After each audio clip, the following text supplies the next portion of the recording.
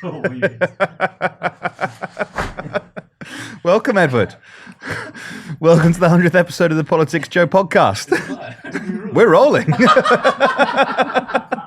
You're here. That's really funny. You're here, sir. Oh, Take a seat. I should have got dressed before you told me. Take a seat right there. Well, camera. Yeah. Oh, no. I've been punked. You've been punked, yeah. Oh. You've been first episode punked. Are you wearing Walter Smith tie? No, so in Edinburgh University, history rugby team tie. History boys. If I just point this, Yeah. What, a fish? you'll be able to hear Fish talking? the tank whirring. The fish talking. Ava, do you want to explain what you've done for Ed? I got him a couple of fish. I've already agreed with your girlfriend that you're taking them home with you. I don't live with my girlfriend. So I don't know why she That's gets to also say a lie.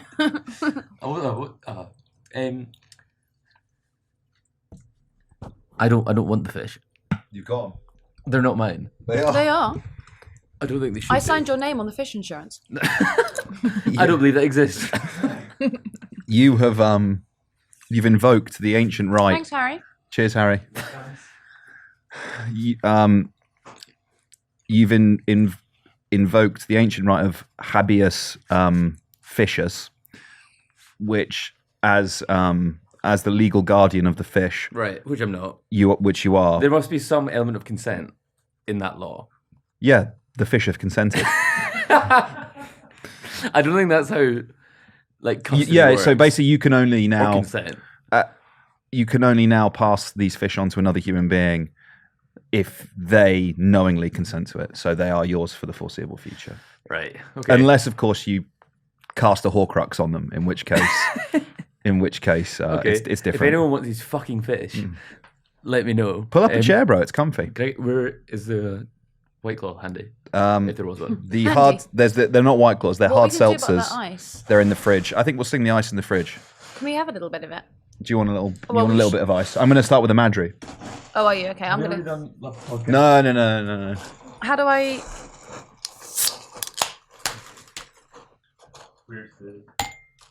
It's in the back next to the gallery.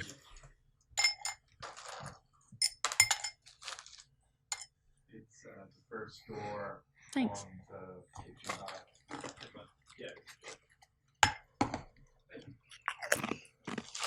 That ice is going to melt in the fridge, isn't it? Yeah, but very slowly. It'll melt faster on that table. I bet Ed's already up, isn't he? Where is Ed? He's at the fridge. Do you mind taking the ice back? This has deteriorated so much. As like visually, it looks absolutely insane. No. What are you doing? It's falling out. Where does the ice live in the fridge? Yeah. Maybe next to Shawnee's cold, dead heart. Oh.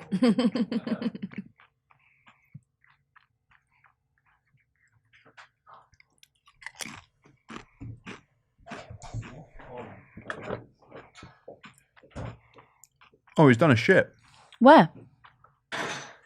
right above his head. You see it floating. Yeah, look at them. Ah! You'd previously said that the goldfish weren't a problem. Yeah, They are a problem, I thought they were. but you don't want to look. I don't want to look at them in case they're freaky. I think you'd like their eyes. I think you'd like. Go on, what would I like?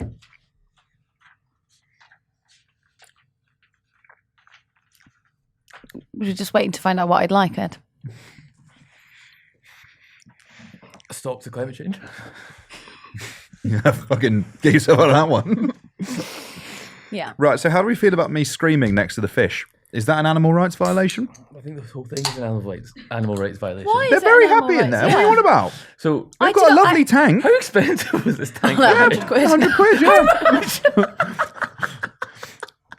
Did we spend 100 quid on a cheap gag for the beginning of the... Yes, we did, yeah. Ah, I did wonder. I saw on like the Slack channel, could I have £150? I was like, that's a lot of booze.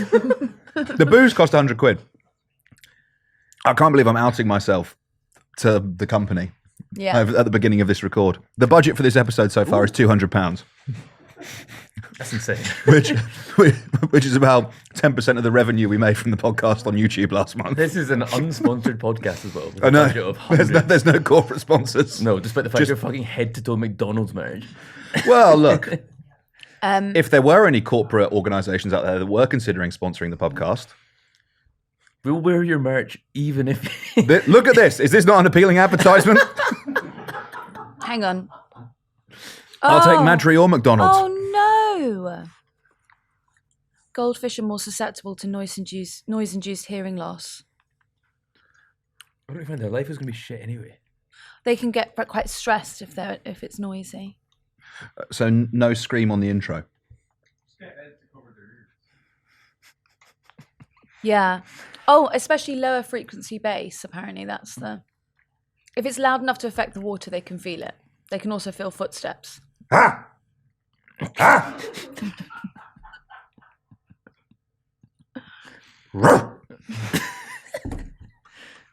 They're not reacting to that. Well, if you go higher pitched, maybe then it'll be okay. No, it's because it's deep that hurts them. So I think if you do quite a high pitch for Love Podcasts, say nonsense, it'll be okay. Why is one of them black? What is this? Is it Oh, wow. goldfish? Fucking hell, mate. Slow down. Whoa! I didn't know goldfish could be black, is my point. Right. Mm-hmm. What can you He's worth just as much as the other goldfish. I didn't say, why would you even assume that's what I meant? Right. Funnily enough, I actually did take them on the bus, and I sat at the front. What? Rosa Parks. Had Right. To sit back, right? Okay. Right. But do they have names? We're thinking that the Reddit can name them for you. I'm not having them. They belong to you. What you've actually done is given me an admin task. I have to find someone who wants the fucking goldfish, which I don't want. Did you buy like fish food? No. I actually forgot to buy fish food, but he told me I had a big lesson in pastoral care from the physician. What are they? Pet shops. The physicist. No, as in like physician, but fishizin. Fishman, not the monger. No, that's a very different job. And he said that they can't be fed for 2 to 3 days at least, because of apparently something to do with the pH in the tank. How interesting. And I don't know why, but I really panicked when I was in there, and I just told so many lies. That's not like you. I said, he was like, "Who are the fish for?" And I was like, "Me." He's like, "Oh, you and your partner are getting a fish?" I was like, "Yes." we thought it was time. Making a big step. And then he's like, "Why goldfish?" And I was like, "We've got children visiting this weekend, and we thought they'd like enjoy the fish." He was really into it, actually. Could you not have just said, "I want the fish"? The problem is as well. Because suspicious. it was just me and him in the shop, and it was this tiny little fish shop, loads of tropical fish downstairs, and they also sell turtles. Fuck, we should have And gone then with he those. was like, "I've literally made a still plan want with him on turtles. Saturday morning to bring in the fictitious kids to come and see the tropical fish." You've told him you're coming back with the kids. Yeah. Yikes. I thought we hated nonsense on this podcast. He wasn't noncing. He was just excited. He had a pen that had a fish on the end of it. Least surprising thing I've ever heard. Right. Usual place for him to be. I'm really trepidatious about doing the introduction. They've really cheapened up the lid of this. This smells like me being 16 in a Mayfair club. Fucking hell. What the fuck? Oh, I was jailbait. I was so bad. I was jailbait! In a Mayfair club. We used to go clubbing in Mayfair because it was the only place you could go without being ID'd. Fuck no.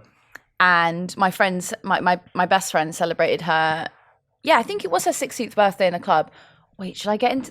I have to tell you like the most dangerous story that I've nearly been in, which is I know this story. Which one? There's so many. Should I do the intro or not? Oh yeah, do the sorry. intro. Yeah. Oh no, didn't we say we were going to do a compilation for this one? I don't remember, did we? Sean, you said you were going to do me inhaling 100 times. Oh, I think that's a bit much for the first drink. How many seconds is that? That's like a minute and a half. No, because obviously it'll be like... it will sound like I'm coming. Everyone ready?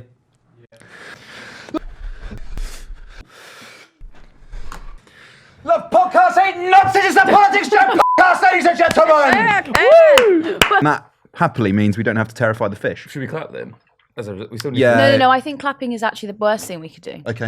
Have you seen how much of this an inhibition this is? Like, Hey, be respectful of our fishy friends. Habeas Fishes. what? They are people too. Wait, What I genuinely appreciate is that you didn't buy like really freaky ones. Yeah, that was a budgetary constraint. yeah. Rather than like any concern for. I don't mean to alarm you, but we have had a Slack channel for about 4 months in which we've posted various fish on sale at nearby aquariums, including a gentleman known as Red Oscar, who we were very keen on. What was he doing? He was he's no longer available for sale. Look at his eyes though. I don't really want to look at them. That's not a Red Oscar in there. But to be fair, the tank was 80% of the budget, so Tank is nuts. Like, that's mental. No, it's actually unethical. Well, the phrase the website used was inhumane, which What? I have a problem with describing a goldfish's living conditions as inhumane. Well, this is because inhumane. it would be inhumane to put a human being in that tank because they couldn't breathe. They would be under fucking water. Regardless. Yeah, bowls, inhumane. Really? Yeah. Why?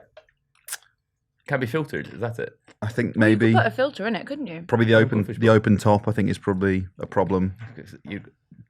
Birds would like dive bomb it. Do you have birds flying around your house? Birds in here. Yeah, actually, I hate fish. But An aviary. Actually, the main reason I don't want the fish is I'm too busy keeping my parrots. Naturally. You look like a man who would have a parrot. Yeah, right now you could be I have quite a parroting. good parrot story. It's not mine. Shall we just... I think we're in. We're in. I know we're in. There's been some remarks about how long it's taken us to get into the political analysis recently. Oh, I didn't realise that was the thing for today, that we were doing like Well, heavy... because it's a 3-hour long episode, because it is a lock-in, because I expect after about an hour it's really going to go off a cliff. I'm just wondering whether we should jump in? We should just do the serious stuff before you get anywhere near the actual word Ciroc on that glass bottle. How do you feel about that? Fine. I mean, that's normally how I do most of my TV appearances, so I don't really know what's... Ed? I did that. cut it actually a bit loose and fast once, where I had 4 pints, and I thought I'm a That bit was past sick. it. I did Sky News in 2017, 8 pints deep. Quite right. That's class. It was the day after the election. I was having a house party at mine, and they said, will you come on and talk about the student vote? So I got in a taxi, and everyone at the party put the TV on and watched me, and then I came back. I was like, Oh, That's nice. pretty cool. I'm pretty punk rock. You having a party to watch this episode of the podcast? Everyone come round. Oh, here. Paint my ceiling. I prefer the idea that you had Sky booked in, and you invited everyone to your house. Then you're like, oh no, they've rang me.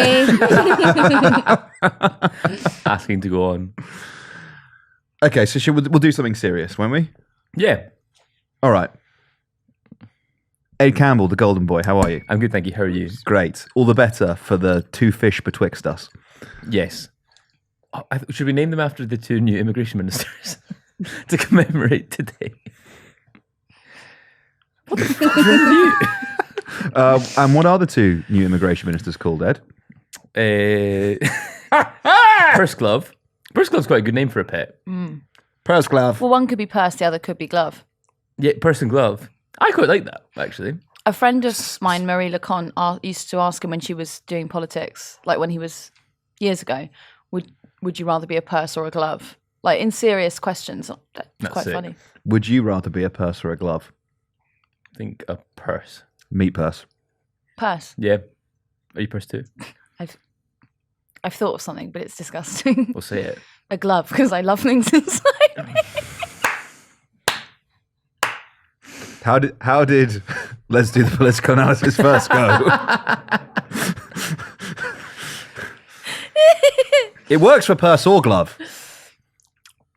It's not a deciding factor, is it? So yeah, but it's just a dirty yeah, joke. if you like it, like an in and out, then you'd want the purse, wouldn't you? 5 fingers. But if you're more into Fisting, soaking, if anything. I'm really trying to get you to crack. Like, as far as actually go nuts. the psychological torture of putting 2 fish in between you and I. I think this is like a genuine HR issue. I might message Megan. if you do that, I'm going to tell Megan what you said to me in the meeting earlier. Oh, for fuck's sake. No. During a serious content meeting. Ed said, No, stop. well, Ava will want to go and do her video about thongs. No, I didn't. No, he didn't say that. I didn't say that. The problem is, Ava lies about me. That's a fundamental issue. No. The problem is, on the last episode, I thought I was a bit gung-ho with the two of you. I thought I went after the two of you a bit too much. And then I thought this episode was going to be like a real loving. I thought it was going to be... What the fuck's happening? Yeah, I know. 100th episode. And we literally did this earlier today. This hasn't been in the works for ages. I mean, I know I told you about the Slack channel that we've been in for 4 months, but anyway, we actually just did it on a whim earlier. And I thought it would be funny. But you actually seem a bit put out by it. As in, I don't want them. I'm not having the fish. I think it's a funny gag, but I'm not. The fish are not mine. I'm not having them.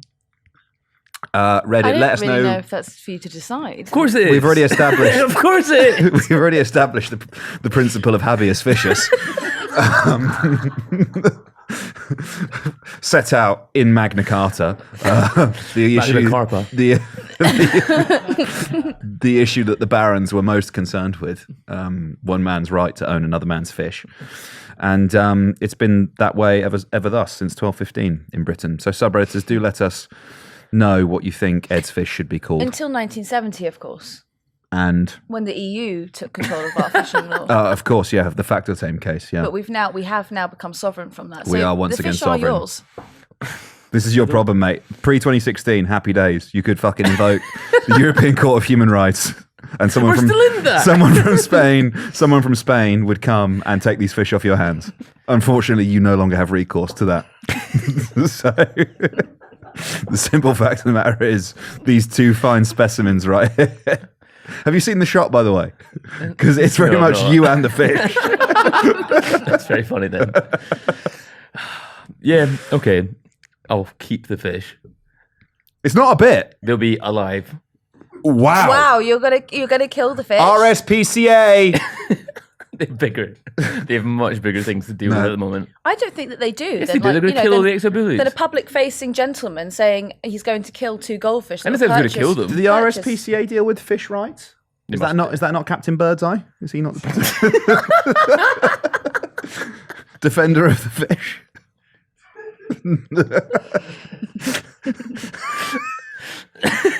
No. If anything, he's the opposite. 'Cause Yeah, it doesn't work. sells them as It doesn't even food. scan. It doesn't even scan.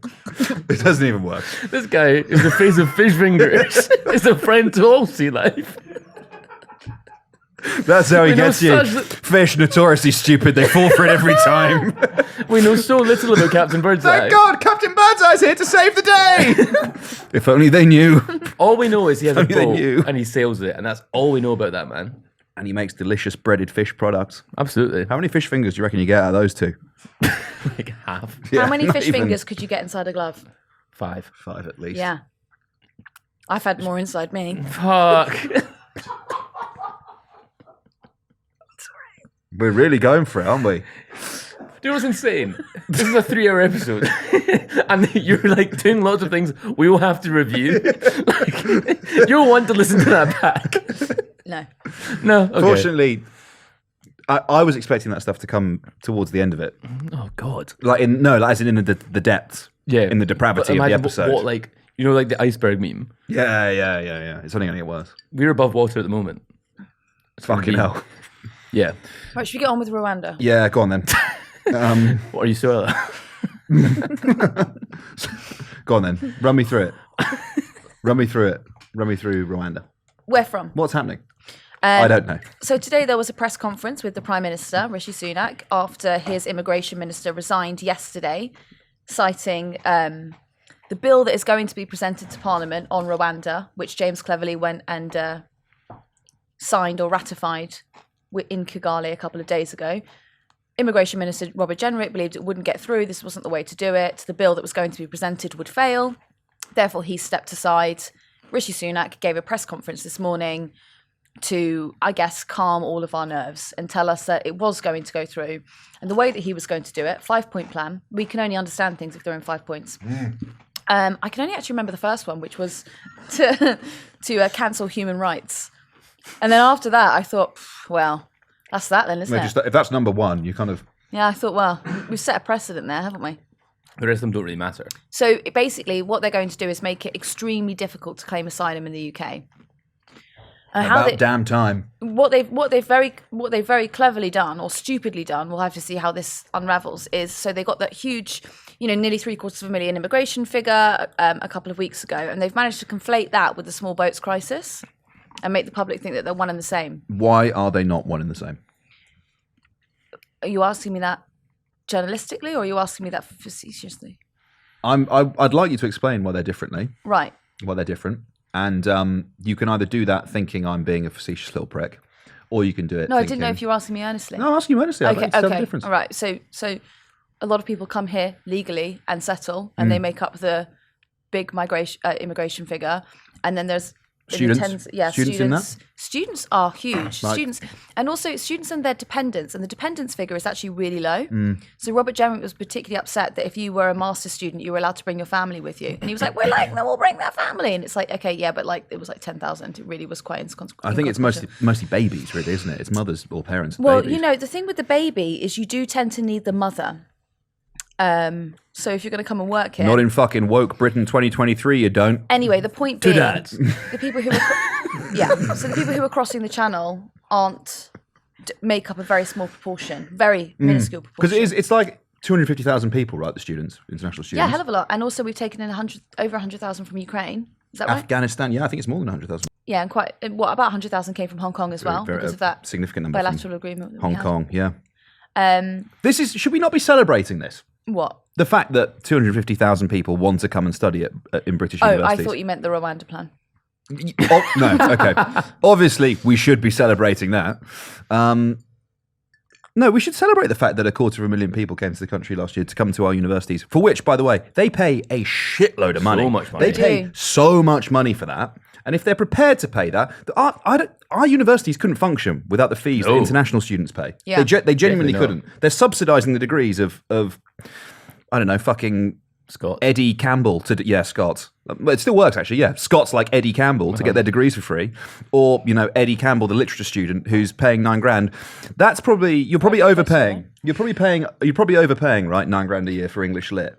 If you're like an engineering student, if you're a chemistry student, where not only are you incredibly intensive in terms of contact hours, you also have really high tech, expensive equipment that you're utilizing in the labs, in your research. $9,000, I think, is $9,000 pretty good value for that kind of thing. Then if you do a degree like mine, also we have to buy your own books You're being rinsed. or get them from the library. But again, you're subsidised by the international students. I think there's very little talk about the sort of the unflashy part of our economy, which is services and the information economy. That's actually what Britain is good at. That's globally, that's where we're at. That's what our economy does. And for all the talk of green transition, new green economy, being like establishing tech unicorns and all the rest of it. Yeah, okay. Wouldn't it be great if we had more unicorns? No one would turn that down. But in reality, should we just focus on doing the things that we're good at? Educating foreigners. And then hopefully they become tech unicorns. Yes, exactly. I also disagree with you that my degree was a waste of money because I was soaking up their knowledge. A point you said. No, because just have you read Chaucer? I guess in the I obviously don't think your degree was a waste of money. You're here right now. No, but that is not qualifying anything. You actually look at us. I just made a joke about fish fingers.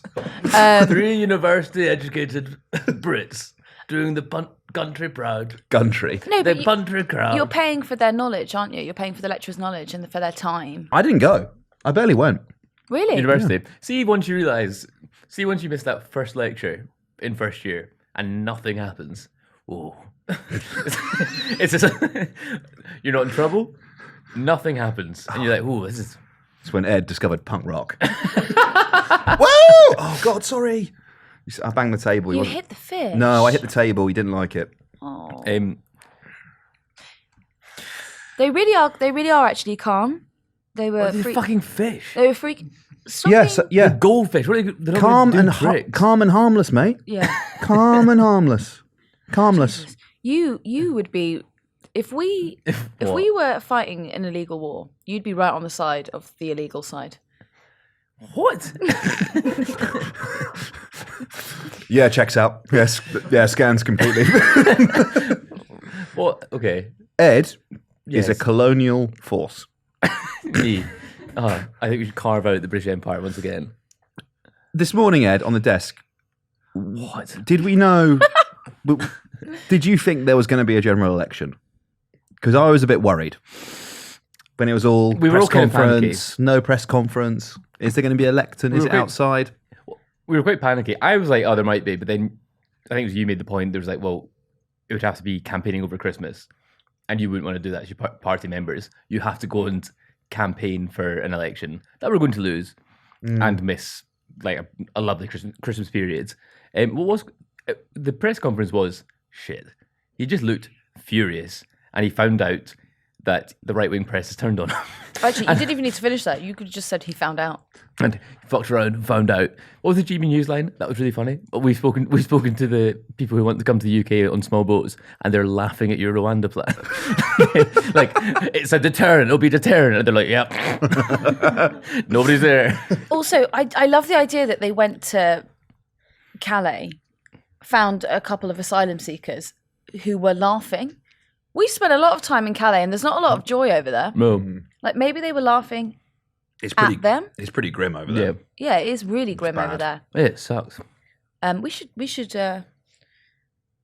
should go back, see if we can find any of the laughing hyenas that the GB News lot found. Oh, we went over there. Everyone's just laughing. It's crazy. It's this Total party. campsite on the side of a motorway. And it's pouring down with rain. And it's really cold, and everyone's You have to walk hungry, up but they're train laughing. tracks to get there. But needless to say, the Daily Mail, GB News, it wasn't very good. Rishi Sunak had to do it to him. Had to do it to him again, didn't you, PM? Although one of them was like, cheers, PM. Yeah. What is that? Is this a prank? It's the other pet we got for Ed. Dog. I really like dogs, but I don't want to have one at the moment. Okay, well, you know what you're He's getting got his now. hands full with two fish. Tiny hands. You don't have tiny hands. do No, you? it's because the fish are small. I think with normal sized hands. Oh, fucking hell. Who did it? Oh shit. No, they are quite close, you know. Yeah, you're also a fair bit taller than me. Exactly. Your nails are quite long, aren't they? They're really long. That's disgusting. I know, I feel ashamed. Sorry. No, it's okay. It's on me. I Yeah. should cut them. Yeah, it's actually nothing to do with me. Ava, manicure. You keep saying you're going to do builder gels for me. You still haven't. What's builder gels? Why do you know what builder gels are? My mum's a nail tech. Is she? Yeah. Does she know you're walking around like that? She would be furious. Rwanda. Yes. Rishi Sunak didn't do well, did he? No. He came looked across raging. He came across as a petulant schoolboy. It's a new meter I've seen him speaking in. Haven't seen him speak like this before. Usually it's just patronising. Usually it's just I am telling you, the stupid people, what's happening. He looked pissed. What's also quite telling is that they're not even treating his now political enemies. Like, he's not treating the media aren't treating the other side with any respect. Like Nick Robinson with Suella Braverman today, being that, are you just a poisonous vessel for headlines? Like, nobody's taking anybody in the Conservative Party seriously. I'd like to also take this moment to say to Sean that when I put that on a graphic earlier, he said it was too much text, and it was one of our best posts today. So Fucking hell. he can fuck Everyone's off. getting it today. Fucking hell. Shots fired. Just wait until we come for Laura. Okay, Ava. So Genric's gone. What are the political consequences of that for Rishi Sunak? Do we think? The simple answer would be that Suella Braverman delivered her personal statement in the Commons. God, was that only yesterday? Yeah. It was yesterday. Yesterday. You know what was interesting, actually, when we were watching Parliament TV just before she stood up to speak? When she arrived in the Commons and she was walking through the benches to sit down, she was like sort of shaking a couple of hands. not like quite, not like, she was giving the whole tap here, that there. I just thought that was interesting to see it, how they were reacting to her about to take their space. And there was a front bencher who turned round to speak to her. And I thought that's really interesting. That's interesting because the suggestion is that Suella Braverman is going to run for leader or challenge Rishi Sunak for leader on a very hard right anti-immigration pitch. And Robert Jenrick is one of her biggest supporters who had been on the front bench. They can't surely give us another prime minister without an election. I wouldn't put it. I wouldn't put it past them. 6. I wouldn't put it past them. I wouldn't put it past them either. No, but because fuck off. I was thinking about this. Yes, fuck off. I agree. However, I was thinking about the logic of it. Right, when the situation is so bad that you're already fucked, and your defeat is almost a certainty, the person you have as prime minister is almost certainly not doing a good job. Every reset has failed. He's not landing with voters. He can't turn it around. You have nothing to lose. Do you know what I mean? Well, fuck it. We might as well roll the dice. Just roll them, because it cannot get any worse than this. We're already discredited. We're already facing electoral wipeout. Why not? Do you think they just all fancy having a go at being prime minister? They get to say it, and they get to go to like all the big state events because they won't have a fucking chance next time. I think they're learning the wrong lessons. I think that they think the problem is Rishi Sunak. And the problem is the last 13 years of the record of government. The damage has been done. The damage has well and truly been done. Do you think Boris Johnson is Rishi Sunak's Jeremy Corbyn? Do it. Who is? Because if you do the parallels of like Starmer and Corbyn, former allies, Starmer was in Corbyn's cabinet. Similar situation with Johnson and Sunak. There was an argument that I do not subscribe to, but there was an argument for electoral success.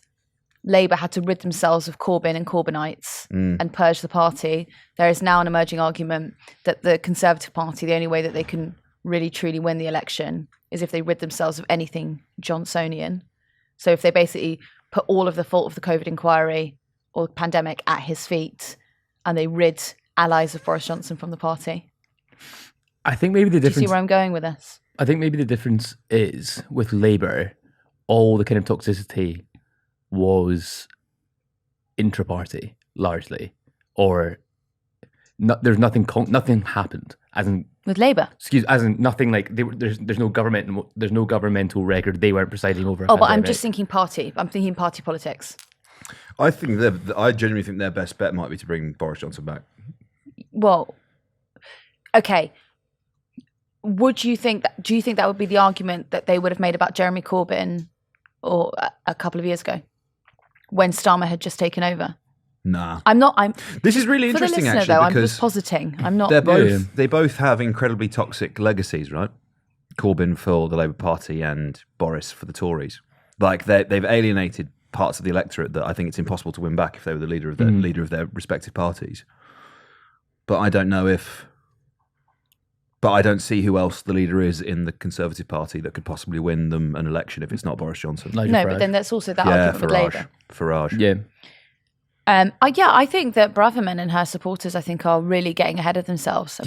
I really don't think that she could win an election. What's her personal popularity?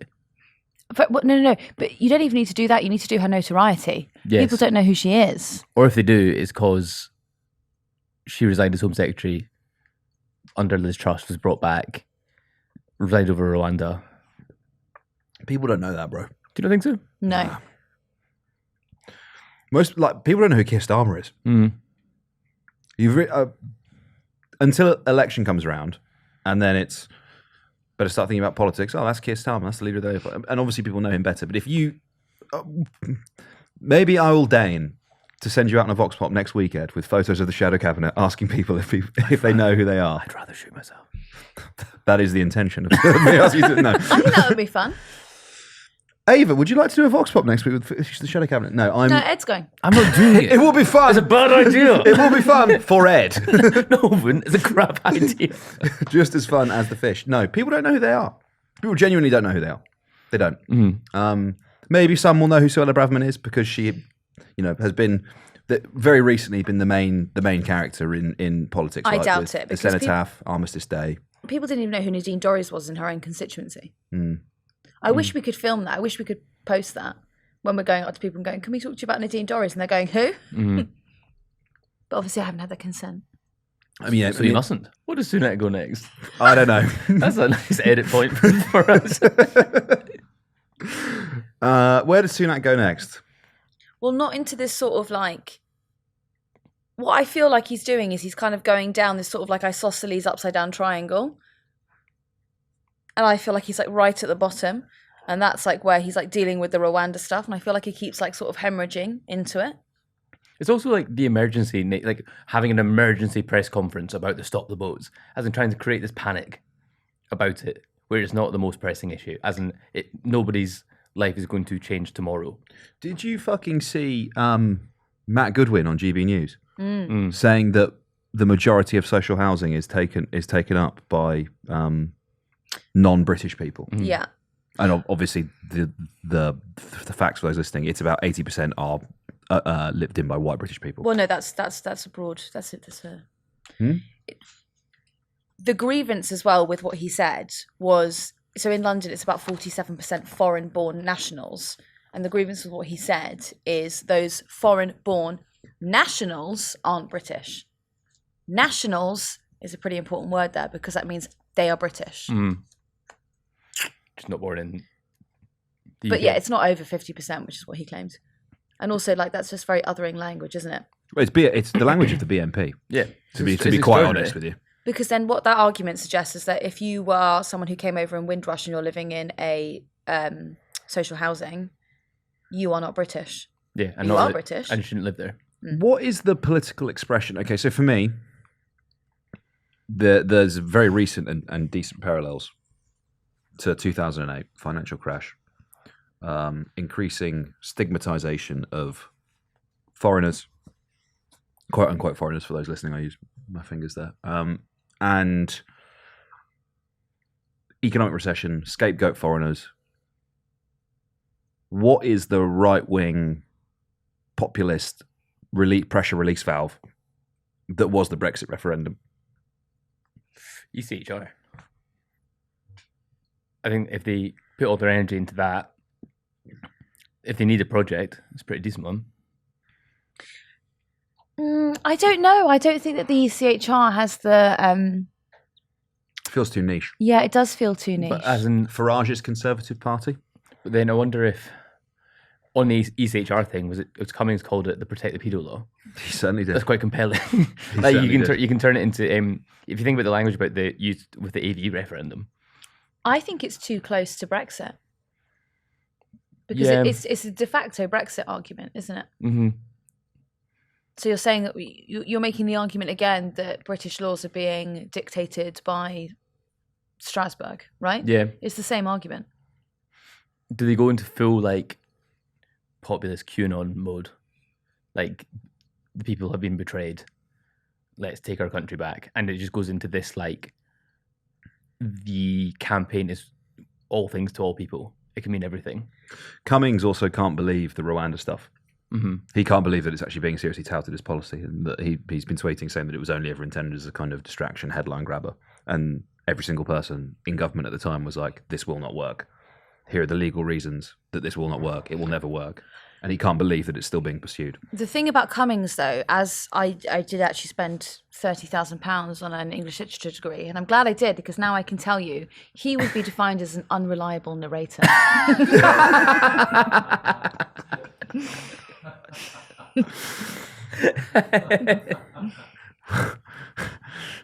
You're questioning the provenance of that source material. Shall we do Should we do COVID inquiry? Yeah. Can I get another drink? in the Yeah. meantime? We've got a bellboy for this. Bellboy? Garçon. No, it's Harry. It's Harry. Oh, It's Harry. Harry. Hi. Harry. What can I get you guys? Garçon. Do you want to come in and do it to camera? You need a mic, mate. What can I get you guys? Yeah, go. Third time lucky. Nice one, Sean. What can I get you guys? Can I have another one of these, please? They're lovely. Are they nice? Oh, so tasty. Yeah, really good. Same flavour. They looked a bit. I thought they looked a bit budget because I couldn't find you a White Claw. Better anywhere. than White Claw. Better than White Claw. Much nicer than White Claw. What are they? It's an AU vodka kind of. Oh, thing. they're so nice. I didn't So realize that's what tasty. it was. Yeah. I wonder if there's a difference calorie wise, because that was the thing with White Claws. They're very low calorie. It doesn't say. That AU vodka is really nice. It's that same colour, like a bottle like this. The vodka connoisseur. Yeah. I don't know whether I should have another Madry or whether I should just fucking Cane it. crack on. There's no cocaine here, Eva. Don't say that. Don't say that. I will walk out. I will walk I out. was promised. Yeah. you Where's know, the gear? Can I just get some Very ice? strong of you, Some ice considering cubes my in that, my man. the recent death. For Thank me. you, Harry. So that's that was really classy of you, Ed. Nice one. Roll with it. Yeah. What do you want to drink, Ava? Oh no, I'm golden. No ice? Huh? Harry's gonna No, bring it some was ice. actually too cold. Wow. Yeah. Little top up there. Yeah, but I'm getting a bit way ahead of you. I think you're a bit behind, to be honest with you. I don't know if I am. Thank you, sir. You know I love a good Pringle. My mum bought me that vodka last AU Christmas. vodka. It's really tasty. Or I that think it was the Camel. pineapple one, but it was really nice. I'm not a big vodka guy. I love a. Oh yeah, thank you. A Cheers, mate. Thank you, Harry. vodka soda lime. Ooh. Pineapple.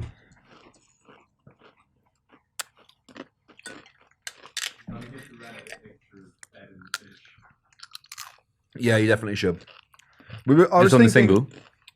Let's get through COVID and then we can have a bit of fun. Yeah. You should post it on the Reddit. No, I think post the photo on the Reddit now, because we can then read out the comments as they come in. Ava, it was Boris Johnson's second day at the COVID inquiry today. Yeah. Obviously, he was in the door early yesterday, wasn't he, to avoid the COVID bereaved about 3 hours before. That bastard. Really fucked me off. Ed up early on his way On to his way. Paddington. I hope to dish out another insightful question. Such Did as you sleep inquiring, well, Prime inquiring Minister? after his night's sleep. Mr. Johnson, you look amazing. Getting your beauty sleep, Prime Nice suit, Minister. sir. How are the kids? Love you, PM. I hope your testimony will be insightful, sir.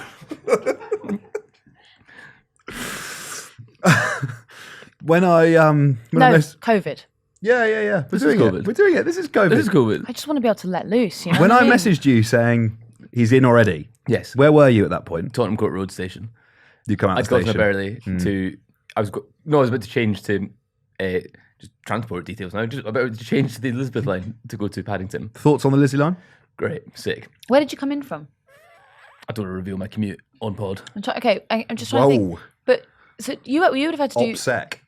Upset. Oh, that's a ridiculous route to Paddington. Did you know that 1/6 of all rail journeys in the UK Are taken by Ed Campbell.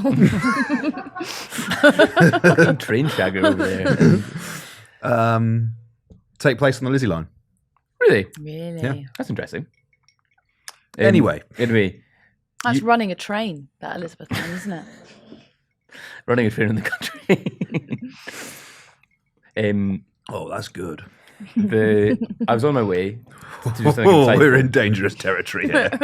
Ollie texted me at 7:30 saying he's already in. I was like, fuck. I had to go into the office very early. Like a schmuck. The whole thing was a ruse. I knew Boris was going to be in the door at 6 a.m. I was like, yeah, Ed, go. Yep. Knowing that you would miss him, but you'd have to start work 2 hours early. Yeah, like a fucking moron. Did I do any work? Remains to be seen.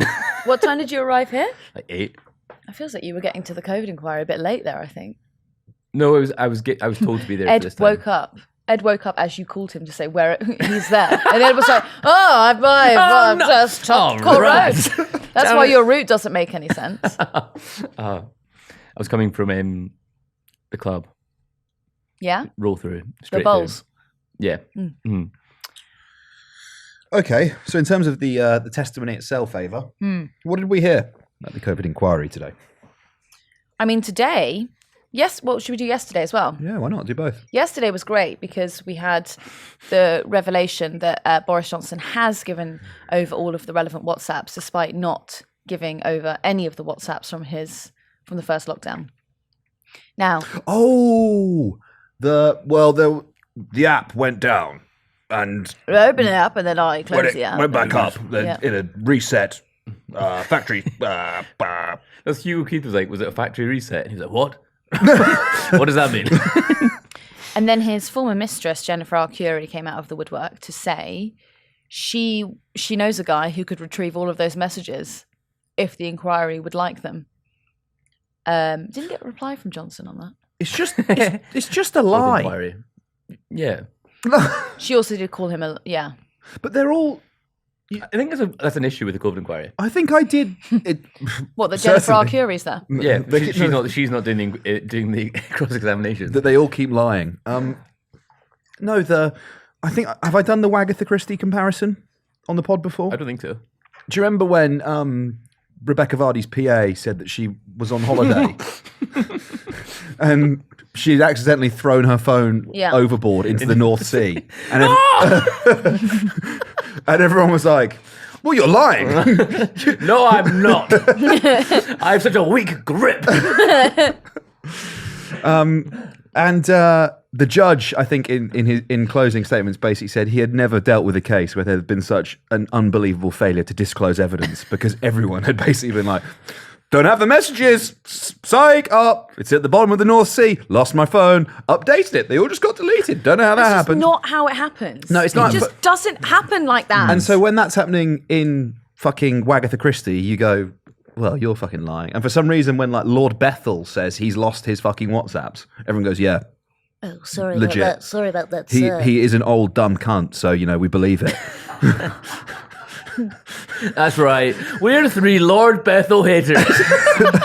Get with the fucking program. Unlike Baroness Owen, am I right? Oh, get fucked, you rude twat.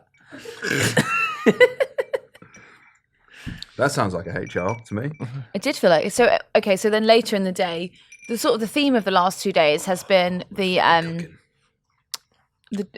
you right? Yeah, I'm just fucking happy. Yeah. Yeah. Yeah. 100 eps Whoa. into the Johnny Walker.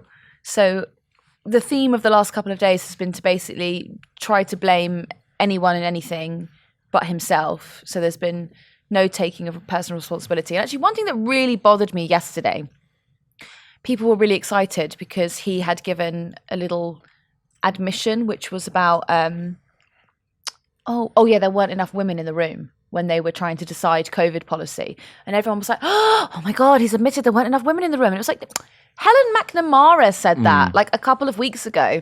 And the thing that what was so clever about what Johnson did there was that he gave away that piece of information, knowing it was already in the public domain, but thought, this is how they think I'm telling the truth because I'm giving away little snippets. It was already out there. She had something very insightful to say, didn't she, about how they needed different PPE because of the differences in women's to men's bodies. They were saying that hadn't been considered in sort of PPE procurement, and because that is a very literal example of how not having women in the room affects decision making. She was also like, people are divorced and have shared custody of the children, and people were like, I hadn't thought about that. All the dads were like, oh fuck. Shit, it's his birthday 3 weeks ago.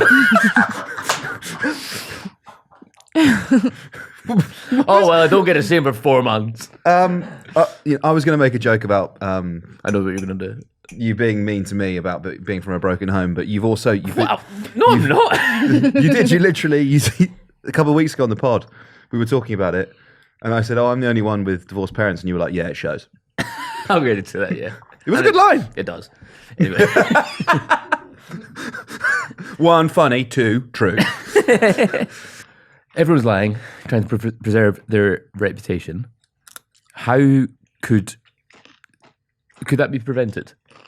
If we'd done this later, when people are not in power anymore, are not concerned about winning an election, when the Prime Minister isn't going to have to try and fess up to his pet project, causing a spike in cases, would this have been worth doing later? He's not an MP anymore, is he? Rishi Sunak. Boris Johnson. I was talking about Rishi Sunak. But as in Do you know what I love about the this? Corbyn inquiry in general. Do you know what I love about this? Yeah, they won't. Do you want to carry on? I'm just going to go and pee. Sure. The thing I love about this is Chilcot happens and they report in 2016. Mm-hmm. So that is 13 years, 13 years after the invasion. Yep. And it's just a couple of weeks before the Brexit referendum. Mm-hmm. And then it evaporates. The British way of handling these inquiries is open an inquiry, kick it down the road, we'll all be out of office, we'll no longer have to resign because we won't be part of government. We won't have done anything criminal, so we wouldn't have been able to maintain our political positions, but because we won't have them anymore, it doesn't matter. And in Blair's case, you can still become peace envoy to the Middle East. Mm-hmm. I love the fact that the evidence gathering is happening whilst the Prime Minister is still, whilst the then Chancellor is now the Prime Minister. I fucking love it. But I absolutely love it. But I just don't think it makes it serves the purpose of the inquiry. If people are still trying to preserve their reputation, if Rishi Sunak on Monday, there's no way Rishi Sunak on Monday is like, oh yeah, Eat Out to Help Out was a fucking ludicrous idea. It was. I'm really, truly sorry for it, and it was a real mistake. No one's being honest. I think it's too close to home. It's too close to the event, and it would much. Do you think they'd be honest if it was further into the future? Yes, I think. Do you actually? I think they would. If they had nothing to lose. I also think. But a Johnson, a Raab, a Hancock. Yes. Those guys. They don't have anything to lose, really. But also, it's still so personal. As in, they haven't achieved anything. They haven't done much since. If someone said to you, imagine if there was a PoliticsJOE inquiry tomorrow, which is any time coming, but you would be quite defensive about your time at PoliticsJOE. Whereas maybe 10 years, when you write your book, 20 years' time, you might examine mistakes that you might have made, any of us might have made. You think I'm going to write a book about this shit show? No, you're going to write a book about fucking beavers or something shite. But that's my point. I came up with a really good book proposal for you the other day, and I thought I'm going to save that. What was it? It's really good. This is a sales pitch. What is it? No, it's really good, but I want a share of it, so... There we are. Reveal on pod. I'd also like a share of it. No. Okay. Good try. Good try. Respect it. We should have got elf bars.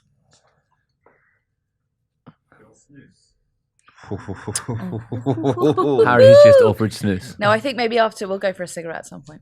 Have you done about the devolved governments? No. I'm really fascinated by Boris Johnson claiming that he didn't communicate properly with the devolved governments because they weren't communicating in the way that he wanted them to.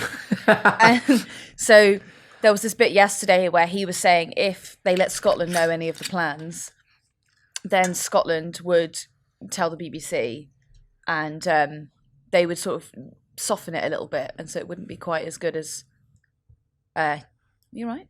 Yeah, I was just placing that... So the fish were the okay. whiskey gently on the table to not alarm the fish, yeah. But anyway, I just thought it was quite fascinating that he was like, I didn't trust Nicola Sturgeon to explain to the people what to do with the guidance. But guidance was different as well in Scotland. It does really seem that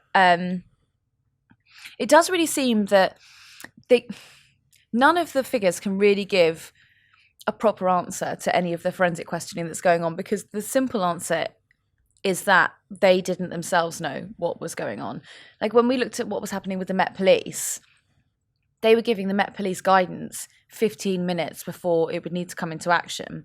Now, how do you tell police officers within 15 minutes that this is the new law and you must start enforcing it when the public don't even really know how to abide by that? Like it's extraordinary, isn't it? I think the main things that were going on that have come out of the inquiry are that there's too much politicking that was going on between ministers and too much squabbling. The NHS was so chronically underfunded that the second that there was a tiny bit more strain on it, it physically couldn't cope. And I had another third one, and I can't think what it was. Might have something to do with that vodka. I've hardly had anything. It's your second bottle, though. Oh, yeah, that's true. You had your breakfast bottle. Yeah, You was at the Princess Margaret diet. Do you know that I've seen that thing of her schedule? I have. It's She's so cool. sick. Like, wake up, one martini, papers in the bath. How does it match up with Hunter S. Thompson's?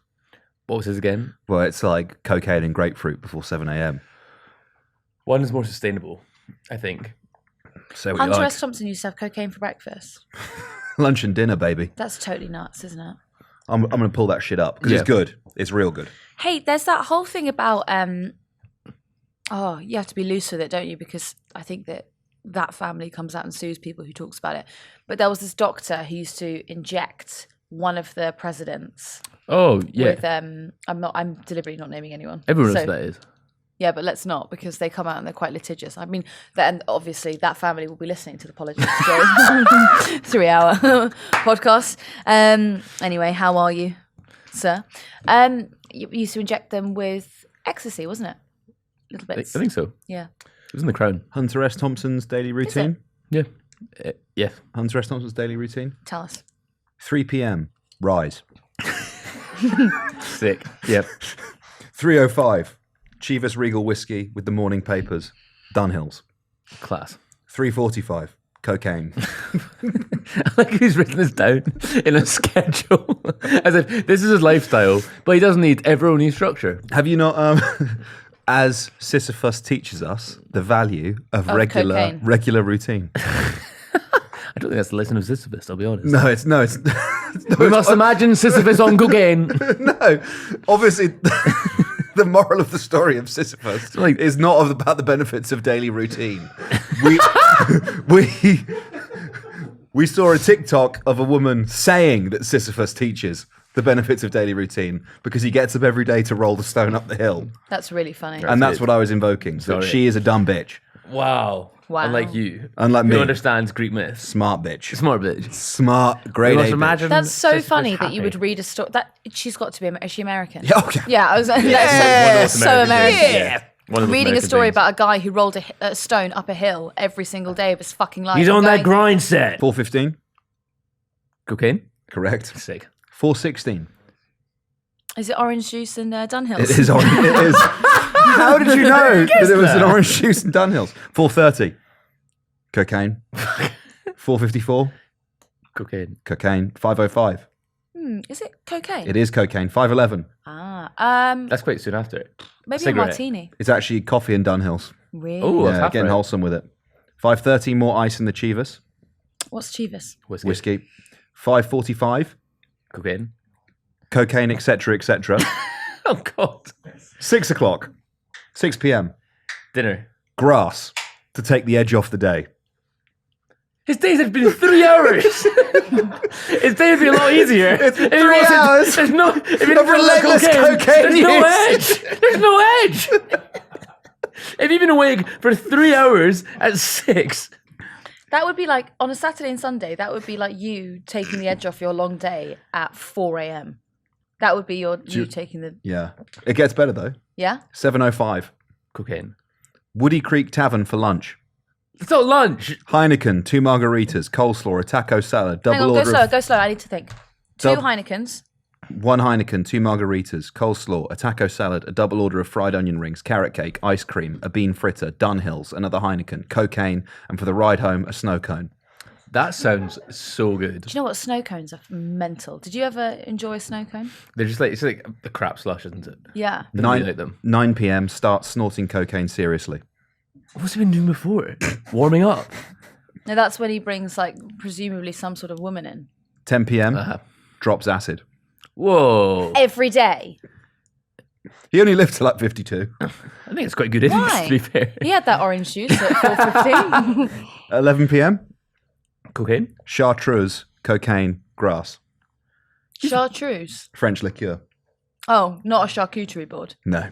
Chartreuse. 11:30. 10:30 Cocaine? meats. 11:30 cocaine, etc., etc. Midnight. Hunter S. Thompson is ready to write. You're lying. Nope. 9 hours You later, are lying. fueled. 12:05 to 6 a.m. Chartreuse, cocaine, grass, Chivas, coffee, Heineken, clove cigarette, grapefruit, Dunhills, orange Clove juice, cigarette. gin, Clove cigarette. It's like gin, continuous pornographic movies. Continuous pornographic movie. continuous pornographic movies. 6 a.m. Hot tub champagne, Dove bars, fettuccine Alfredo. That's okay. You're joking. 8 a.m. Halcyon, 8:20, sleep. The routine was documented by E. Jean Carroll in her memoir, Hunter, The Strange and Savage Life of Hunter S. Thompson. We probably have to do some sort of disclaimer that we don't encourage that. But actually, I disagree with that. I think everyone should aspire to do that. Well, it's good. You've really done the disclaimer well there. That was worth saying. That is, if you look up disclaimer in the dictionary, that is what that means. I had a disclaimer That's for sort of like PoliticsJOE, but Ofcom. Ed Campbell fully endorses that. Do you know when you do Ofcom, and I've had it before, where a certain presenter, I'd be like, would you mind just giving the other side of this argument, because we have to do that in Britain. Don't come for me, you have to. Like, it's literally Ofcom, you have to do it. And they'll be like, yeah, fine. So they read out the line that I've prepared for them, which is like, the company that we have, defamed would say this. And then at the end of it, every time without fail, they'd go, but that's a load of rubbish. So you don't need to listen to that. And I'd go, Give me the fucking microphone. Give me the microphone. yeah. I get to say it. Favourite journalist? My favourite journalist. Ollie Dugmore. It's a bit weird to say. No, that's what you would say. No, it's not. that's the right answer to the question. Oh, I didn't know this was being tested. Who's my favourite journalist? Everything is a test. Does someone want to answer who's got one prepared? Because I'd like some time to think. A.A. Gill, Marie Colvin. I really struggle with the AA Gill. Oh, let's go. Love. Let's go. Bellboy, garçon. I'm going to wee. Can I get some more whiskey, please? Some ice in my whiskey glass, please, Could you give brother. a little bow to the camera every time?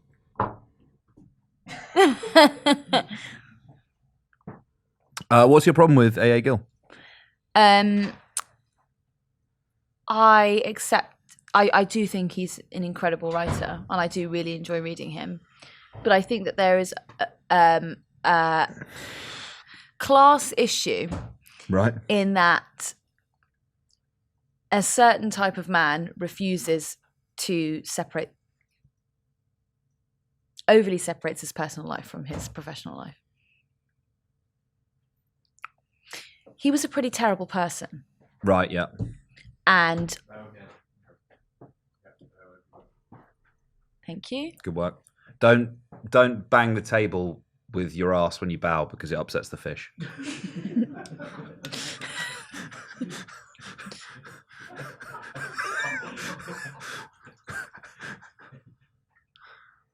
I am their guardian and keeper. Anyway, so A.A. Gill was, it was quite widely known that he was pretty terrible. Yep. And he comes off well in the Anthony Bourdain. In that episode? Yeah. Do you think? For viewers who aren't familiar, it's the Scotland episode of Parts Unknown. They go shooting together in Scotland. Mm-hmm. Bourdain gets blooded. Yeah, and it's like this. It's so upper class. It's like it's extraordinary. Mm. They kind of like, they come back. Don't they cook what they shot? They do. He's a pretty terrible person. Why do you actually? Do you know what though? Anthony Bourdain was a pretty terrible person by some accounts, but I refuse to accept that. I've given you the book to read. I've given you the Hatchet Job book on Bourdain, so you can revisit it. You just haven't read it. You haven't taken it off the desk. Actually, it's still opposite me but on I your told you desk. because I have to finish for the what is it? What I'm finishing for the bell the tolls or whatever, that fucking Hemingway shite. But at the same time, it's really crap. You ever read Finnegan's Wake? No, but also, can I just say the reason that the Hemingway book has taken me so long was that I took a break because I had to do my Christmas reading of The Bell Jar and Pride and Prejudice. As is tradition. Yeah, and then I'll be back on Hemingway, and then I'm on Bourdain. Okay. I don't believe that A.A. Gill's moral purity or otherwise has anything to do with the work that he did. Moral purity is a bit of a leap there, would you not say? Whether he has it or not. Because I'm not talking about, whether someone did had a slight transgression. I'm talking about, some pretty egregious shit. I think he's one of the finest writers of his generation. I don't disagree with that. But I also think that R. Kelly had some good songs. We're talking R. Kelly. Welcome back, Ed. By the way, R. Kelly and... No, I'm leaving that there. It's stuck in. What have you got there? Is that a gin? It's Moving off the AUs. I think there's only a couple left, and if either of you want to try them, I don't. No, they're for you, man. Oh, cool. The seltzers are for you. It's a gin something. It's you and whoever, if anyone in the gallery wants one. I think Laura wanted one. You got one? Laura, do you want some syrup? I like. Are we still doing favourite journalist? Oh, sorry, you've gone away for 2 minutes to figure out who it is. Actually, give me time to think, to be honest with you. Ava's been telling me I'm a dickhead for my choices, so. There you go. Ava, who did you say? It wasn't just A. Gill. Who else did you say? Oh, Marie Colvin. Marie Colvin. Yeah. And Hunter S. Thompson. Yeah. Who also, by the sounds of his daily routine, stand-up guy. I'm going to go basic. Yeah? Walter Robert Cronkite.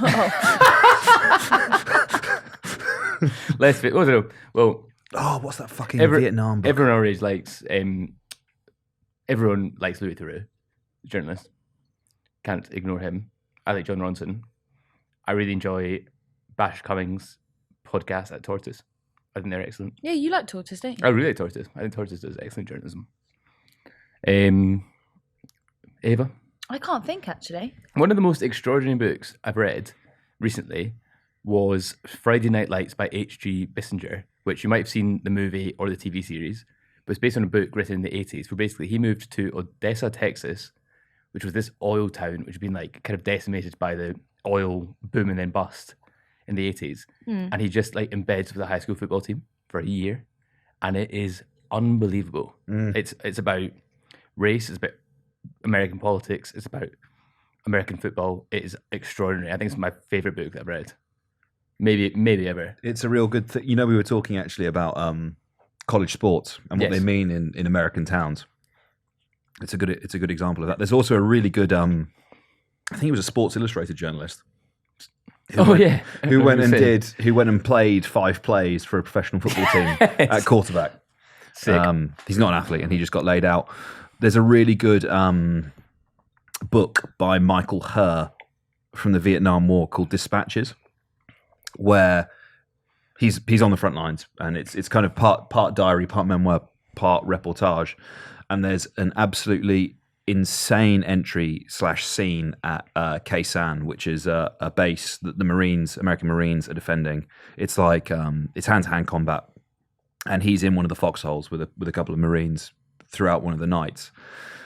And they basically, it's like fucking people stabbing each other, shooting each other at point blank range, grenades going off right next to his face and stuff. And there's a rifle at the side of the pothole, which is the Marines said to him, if we get fucking cleaned out and they come in, that's for you. And he leaves it neither of them die, but he leaves it ambiguous about whether or not during the fighting he picks up the rifle and starts shooting out of the foxhole at the MVA and the Viet Cong.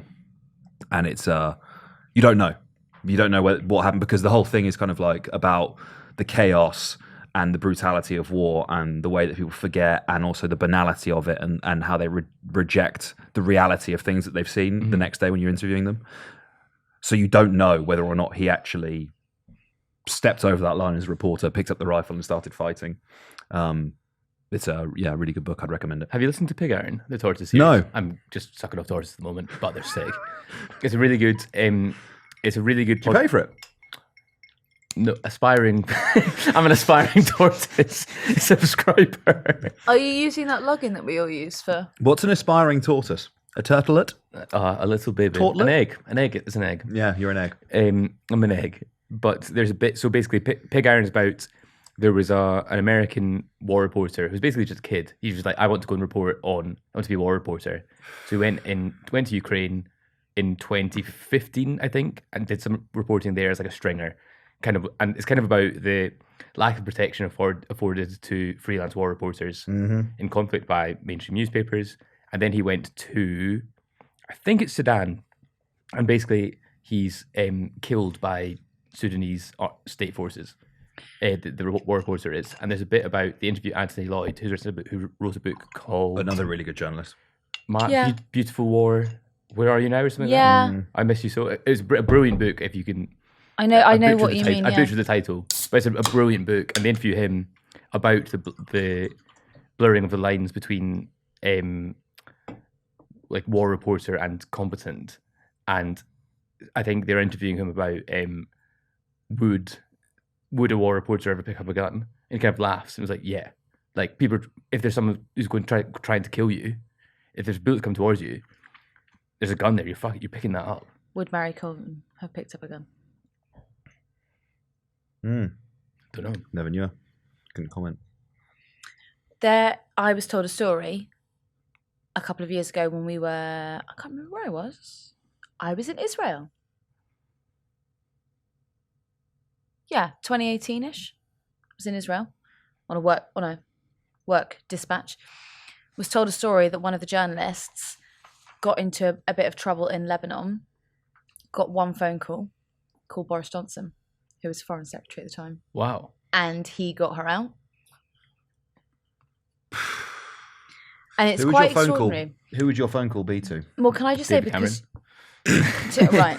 Just the Foreign Secretary. Diane Abbott. She phoned his mobile, and also she doesn't work for a paper that was particularly favourable to the... It's not a paper that you would associate with being Tory adjacent at all. And her one phone call was to his mobile. Isn't that wild? It was the middle of the night and he answered. Crazy. I'm not redeeming him, all right? Don't... No. When you're mentioning the Sports Illustrated guy who was just like... Was it 3 or 4 plays? Had the shit kicked out of him for a while. I do like the kind of humour in American journalism. That I don't know if it's a theme of it. I think it was the New York Knicks were doing really shit. Maybe it was 5 years ago. And the New York Times decided they weren't worthy of coverage. So they sent their Knicks reporter just on a tour around the world to report on other sports. Really? They were like, until the Knicks start to perform better, we're not reporting on the Knicks. This guy is our global basketball correspondent. Yeah. I like the gonzo side of it as well. I'm a sucker for gonzo journalism. Yeah. It's quite wild, isn't it, that you would... we were talking about this actually briefly the other day, but we didn't really get into it, about what would compel you to become a foreign correspondent or to become a foreign correspondent, to become a war reporter, conflict reporter. And later in your life, how when you start to have a family or you start to have dependents, you totally lose all the will to do that and you don't want to do it anymore. I think it's the highest form of journalism, really, isn't it? That with that level of danger, that level of... Well, that's true, but that's also a very Western view, isn't it? Because if you are, say, reporting in a democracy that's not favourable to journalists and you're reporting on politics, then that's a pretty dangerous thing to be doing, isn't it? It's pretty Yeah, it's true, no, it certainly is, but I don't think it's as dangerous as being on in a trench in Ukraine. Okay, what would you rather? You're in a trench in Ukraine. Right. Where is the trench? Huh? How close to the front line? Sorry, it's a trench. Probably quite close to the front line. Yeah, I Okay. think it's fairly solid on that one, I think, mate. Just in Kyiv. Just a trench in It's on Kyiv. the Polish Hanging out. border. I Hanging reckon out. you're like 2 checkpoints back. Right. Right, from... So, you're the option in Ukraine, you're on a hill and you can see that they're kind of like maybe the advance is about 5 miles ahead, right? You can kind of see it. Fucking hell, how far can you see, man? Well, I actually can see fucking far. You should see these eyes. Catch these eyes. So jealous. I'm looking everywhere. I'm seeing everything. Your thoughts in your head, yeah? She sees that. No, my glasses protect her from doing that. He did a They spell on me. protect her from the thoughts in my head. What They would fuck her up. what like Potter Cyclops spell and would you X-Men. use on me? What Potter spell would you get to disarm me from your thoughts? There actually is one. It's occlumency. There is like a... There is a thing in Harry Potter. You are so lucky you've got a missus, man, because I don't like the damage to your reputation. This Harry Potter. And you Harry are so Potter. This Harry lucky she Potter doesn't stuff. listen to this podcast. She's actually, it's her number one podcast this year. Was it? Yeah, She listen listens up. to nothing else. Just on loop. She's either, no, okay, that's not, no. There is a thing in Harry Potter where you can attack someone's thoughts and mind and implant like false memories. And Harry goes through training with Snape to try and prevent it. I think it's called occupancy. It would just mind be sucking off someone, I think. With what hand? No, I didn't. There's cameras. there's 3 cameras. I don't think that. Catch that? Is that- No, is no that on one tape? caught that, did they? No, see, they didn't see it, so I don't know what you're talking about. The thing is, man, if you were nicer to these fish, they'd take your side right now. What? What are you talking about? These 2 boys here, they'd be on your side. Look Person at their glove. eyes. One of Look them- at their eyes. They can see. They've got like 360 they got vision, my man. fucking freaky eyes. I did catch a glance. Do you like them? I picked them. No, I don't Especially like for them. their eyes. What are you I thought thinking? they were really names- cute. What are you thinking names I like wise? person glove. Person glove. I think that's Crab and Goyle. crap. Sean's asking for some recommendations. Do you want to come out and tell us? From the Reddit. Yeah. Yeah, please do. Why don't you come out and join us? Please come out and join in. We're getting to that stage now. It's getting fruity out here. Should we give a little clap? Sean. Sean Hickey. Sean Hickey, ladies and gentlemen. You can't do that for yourself, bro. So Come to the mic. only Sit on because Ed's lap. upvoted it, Sit on his only lap. because I've upvoted it, egg and mayo is in the lead at the moment.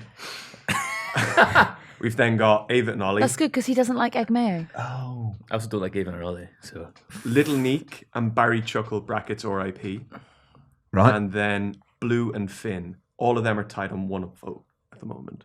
It's very early days. I don't Yeah, get very early Blue days. and Finn. Bluefin tuna. Right, Yeah. right. Egg and mayo so far. Thanks, Sean. Okay. Keep us updated on that Yeah. as the scores come in. Um, We feel like we're getting to the fun part.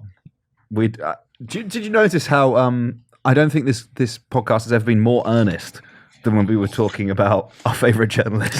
I think it's quite revealing, though, isn't it? As in, like that's we all want to become journalists for a reason, Yeah. and that speaks to it, doesn't it? I don't know why I wanted to become a journalist. Do you know? No, I really wanted to do it, but I don't know why. Yeah. Only politics, though.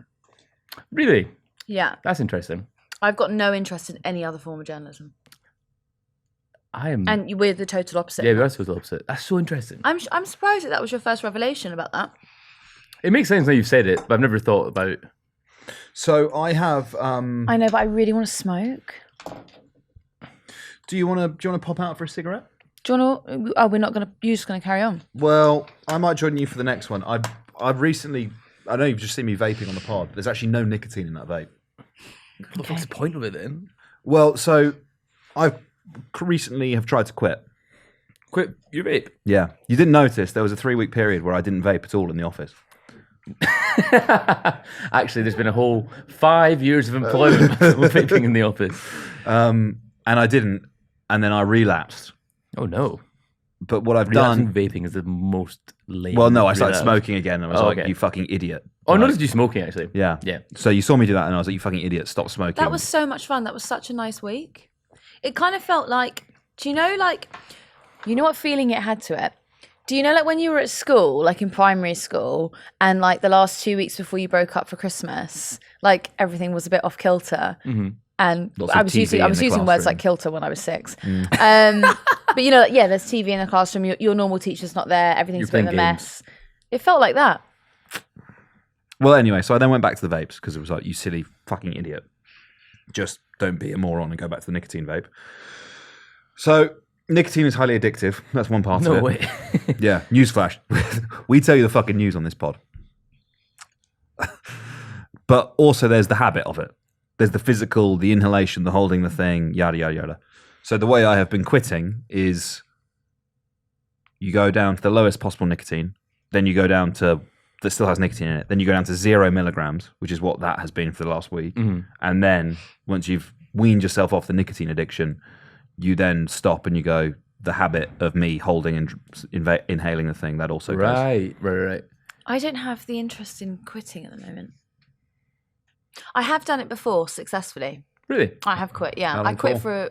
for a good 6 months, Fair and play. then I was like, I'm so much less cool. no, it's never ever been about that.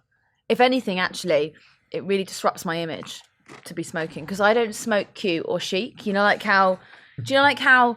I don't know. Because you smoke 5 cigars at once. Yeah. You smoke a pipe. If you took the elastic band off the 5 cigarettes, then it would look cool. Yeah.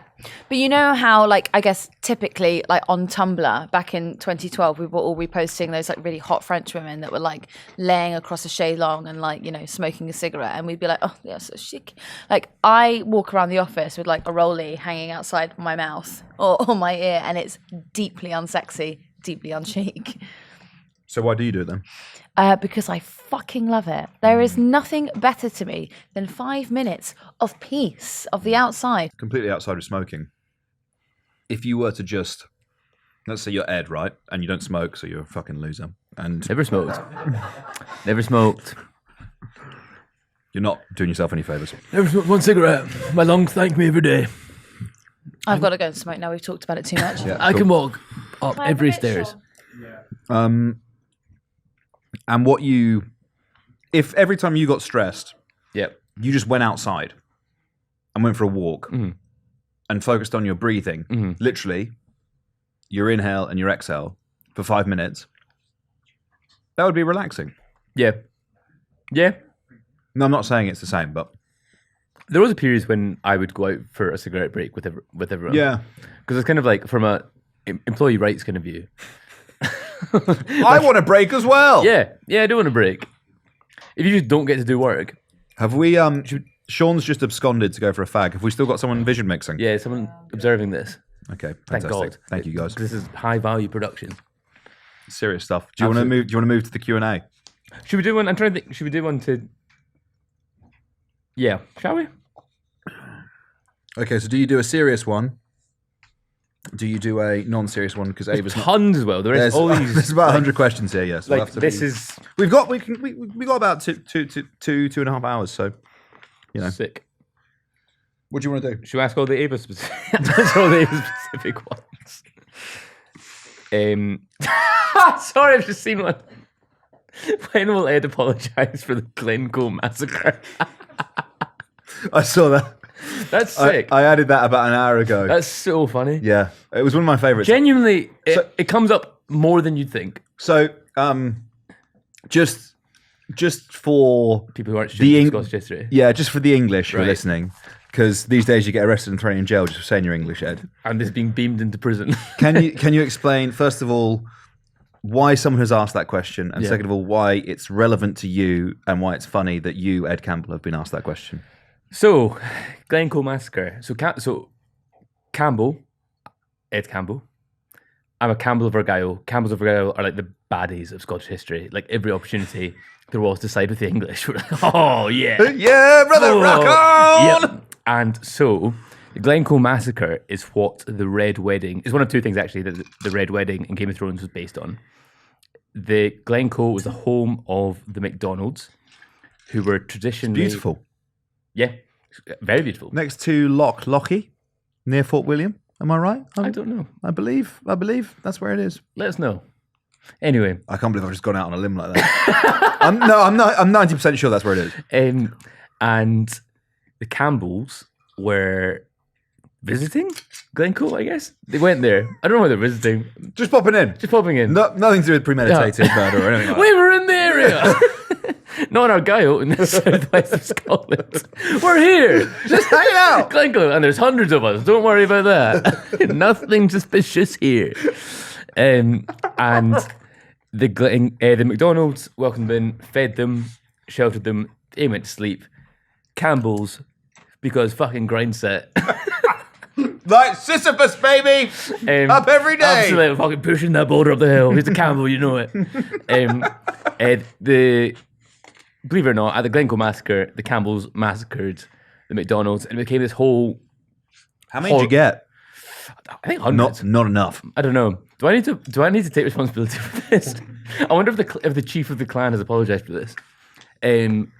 But people still talk about it now, and in fact, in Glencoe, there's a hotel which will not host anyone whose surname is Campbell, and it's become this whole. It's a real dark part of Scottish history. History in general. Can we? I think this opens up an interesting question for me, which connects to the reparations debate and other debates, which is about the culpability of individuals living in the present now for the actions of. Well, I think Glencoe Massacre were settled because the McDonald's are getting free advertising on my podcast. Justice. Finally. Very quickly, before we move on from this, did you watch Mad Men? Yeah. Do you know that bit where Pete Campbell tries to send his daughter to school, and the head teacher is a McDonald's? That's kind of thing where so if you've not seen it, Pete Campbell tries to send his daughter to a private school, and the head teacher is kind of refusing because he's a Campbell and he's a McDonald's, and this is in like 1960s America, and it rings true. And there's a very funny bit where Pete just goes, "The king ordered it," which actually speaks to much of my behaviour today. So, should we do reparations now? Well, no, I was just going to say, and you have done journalism on this, so I kind of want, before Ava comes back and we descend into depravity, the thing I really struggle with any debate around reparations, and I'm obviously entirely conscious that it's not really my place to have necessarily a view or decide about the morality or legality of it, is that, let's say your ancestors have done wrong. You yourself have not done wrong. It doesn't scan for me that you should. The way that justice works, right, is you've done wrong, you atone, you're punished. You then have, justice has been done. You have clemency, you're absolved of your sins or whatever, and we move on. It doesn't work for me that you, as a descendant of someone else who's done something horrible, terrible, has to pay the price for that person's misdeeds.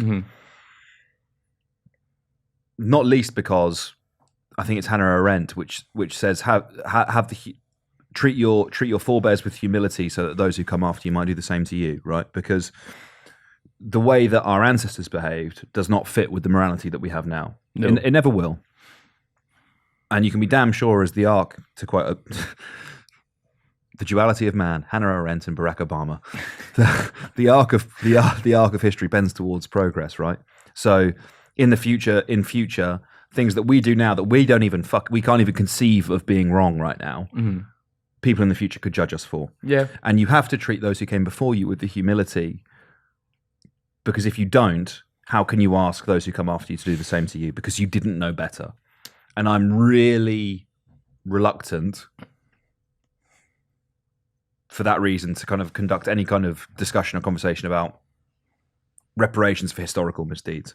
I think at the time, you're like your Treaty of Versailles type stuff, right? So you conquer someone in battle and then you impose punishing sanctions, punishing tributes, etc. on the conquered. I understand that, but going back through history, are we going to relitigate the last 3,000 years of human history? I disagree with you. I think, in the example of the Glencoe Massacre, that was abhorrent by the standards of the time. I think what needs to be thought about in these things is that the norms were established; they weren't inherent. So the Draxes, they pioneered chattel slavery. And just for you, can you explain who Richard Drax is? Sorry, excuse me. Yeah, Richard Drax is a Tory MP, and his family, the Draxes, they basically created the first kind of slave plantation in the Caribbean. And there's me and Bellboy Harry made a video, which I think is very good, on the PoliticsJOE YouTube channel about kind of hit the argument that the Draxes should pay reparations. Richard Drax is still a fantastically wealthy man. One of the best videos we published in the last year, for my money. I think it's good. But the Draxes, there was nothing that said they couldn't do that, but they made it socially acceptable to do that. It's not every social more that we have and social convention is established by actions. It's not something that says it's permissible, it's not encouraged. This is what I love about these conversations, right? Is you adopt a position which, for me anyway, the argument I just outlined to you, for me, makes complete logical sense. Okay, so then you go to the test case, right? You go to the extremes and you figure out, in the case of Richard Drax, someone who has directly benefited, directly profited, not just from slavery, but from inventing chattel slavery, from being the architect of it. So you're really, you are now from my default position of It's like inventing murder. you as a distant Campbell, whether or not you should pay reparations for the Glencoe Massacre, I'm kind of like, no, I don't think you should. But when you are the descendant of the man who invented chattel slavery, who swapped from white indentured labour to black slave labour, and then you as the descendant of him, you still have the estate. Yep. Yes, that's a key point as well. On the south coast, and there are still large parts, right, in the Caribbean of that area of land where people are still trying to find their ancestors buried in the ground On that estate, which he owns. Are you talking about Drax? Yeah, we are. Clive Lewis was talking about Drax the other day. Yeah, in that brilliant interview. Yeah. Oh. Yeah. Go on. What? Where I didn't really speak. Yeah. It was good. Oh, no. I'd like to hear your view on that, because I feel the same way about when I do Zizek. Right. First time I did him in person, Slavoj Žižek, the most dangerous philosopher in the West, communist philosopher. That most dangerous descriptor is probably a slightly ironic one, but nonetheless, first time I interviewed him, I believe I asked him 5 questions over the course of an hour-long interview, and he just talked. One of the questions, there's an 18-minute gap, and over the course of the interview, my boss and producer at the time was in my ear, counting the minutes that I hadn't spoken for, going 15, 16. That's really patronising. Who was 17. doing that? They will remain nameless. Yeah, I think that's. Well, I'm gonna say that's quite rude, actually. But in my mind, and I often say this when I'm interviewing someone, simultaneously, I tell them, simultaneously, the easiest interview I've ever done, because I don't have to speak for 20 minutes, but also the hardest interview I've ever done, because you're trying to figure out, when do I come in? Yeah. When do I interject? Because the reason I'm quiet is not because I'm meek or, well, maybe actually that probably was, but I feel like he's still on the set, he's still explaining the position, that he's still answering the original question I asked him. And the thing I cut in with, he said about 10 minutes in that he'd watched the Chernobyl nuclear series recently. And then 15 minutes later, I was like, what did you think of Chernobyl? When he was a million miles away He's from like, what are you talking about? Yeah, no, he did. He was like, I'm talking about Richard Drax. he was like, what? Gareth Harris is a genius. Yeah. And he was like, no, it's okay. But what I was saying was that Chernobyl stuff was amazing, and it's so tainted in my mind because during the last episode, I had like the most traumatic breakup. Jesus Christ. The people on the programme could not imagine the trauma you were going through. I should have said dramatic. Dramatic is better. But it's just so, it's always like, I remember coming in the next day and like the person I was working for at the time was like, and how was the last episode? And I was like, it was fine. It's just like, I've got to move out now. you know those fucking those boys who went in, right? Yeah. On the guys who were on that shift that had to go into the flooded basement. That sticks in my mind like nothing else. Yeah. Because they were the only people there who knew where the fucking isolator valve or whatever it was. So they were like, right, men, you are faced with certain death. You are the only people we have who can go in and stop this. So either wade through the radioactive water. You go in and you will die, or you don't go in and hundreds of thousands of people will die because the elephant's foot will reach the water course and forevermore the water table will be contaminated. And so these fucking units, these top boys go, da, spasiba, put on like a fucking Mac and are like, in I go. Game on. A poncho. They should get some sort of like. Do they ever get like a posthumous award? I think they got them at the time. I think they got the Heroes of the Soviet Union Awards. That's horrible. And then when they go into the hospitals and everyone's hands are burning off. Yeah. But interestingly, those guys who went in and did that, they lived dramatically longer lives than was expected. Really? Yeah, because 2 days. they lived to 30. No, because by rights, Like obviously. Shakespeare. By rights, they should be fucking fried, right? Definition of brainworms. But no, and they don't really fully understand why. They think the water might have had something to do with it. That the radiation didn't poison them in the way that was expected. And so many of them lived beyond their 60s as a result. What? Wow. Really? Yeah. That's extraordinary. It is, yeah. Harry, could I have some more ice, please, mate? Thank you. Could I get something else, please, Harry? Quick bow to the camera if you wouldn't mind, please. Yeah, sorry. You're entering the set, so please bow. Should we talk about some of Harry's personal highlights of Politics Joe? He's someone who doesn't get his unsung hero flowers. of Politics Joe. Absolutely. I want to give flowers to Harry Ainsworth. Yeah. Yeah. Let's do his flowers. Harry's Very competent shoot edit. Brilliant shit. Sorry. Yeah, it's competent. Brilliant shit. He's done. That was the words of a manager who doesn't want to give a pay rise. You're wrong. What's for Harry me. done? May I just the journalistic norm is that there is no higher praise than competency, than adequacy. That to be reliable and to be steady and to say, you know what you're going to do, you know who's doing it. That for me is the highest praise. Harry did one of. I remember actually specifically. You ask for ice, you get ice. Can I give you a cube? No, I actually prefer it like this. I don't want 4 cubes. Oh, go on, then I'll take a cube. Thanks. You chuck it in the not for my drink. What? I don't even get that. Doesn't mean anything. Okay. It's for the fish tank. Oh, they look warm. Shall I ice the fish? No, don't ice the fish. Fuck it. All right, Greta. Fucking We had calm to. down. Fucking fanny. I care more about the plant in the tank than the fish. We had to be really careful with the temperature of that water. Shawnee and I Tell me spent quite a lot of time, didn't we, Shawnee, monitoring how warm. It was a bit of a drama, It was wasn't a drama, Shawnee says. Is that because of the pH in the water? Yeah, we had to do like a shock to the water. So firstly we had to get the water temperature right. Then we had to do a shock to the water. And then what was the next thing we did? There was like another treatment thing. Filter. There was...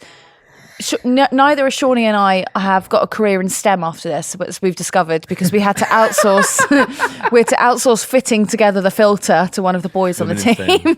Did you know that the pH of our oceans has dropped from 8.1 to around 7.7, which sounds minuscule.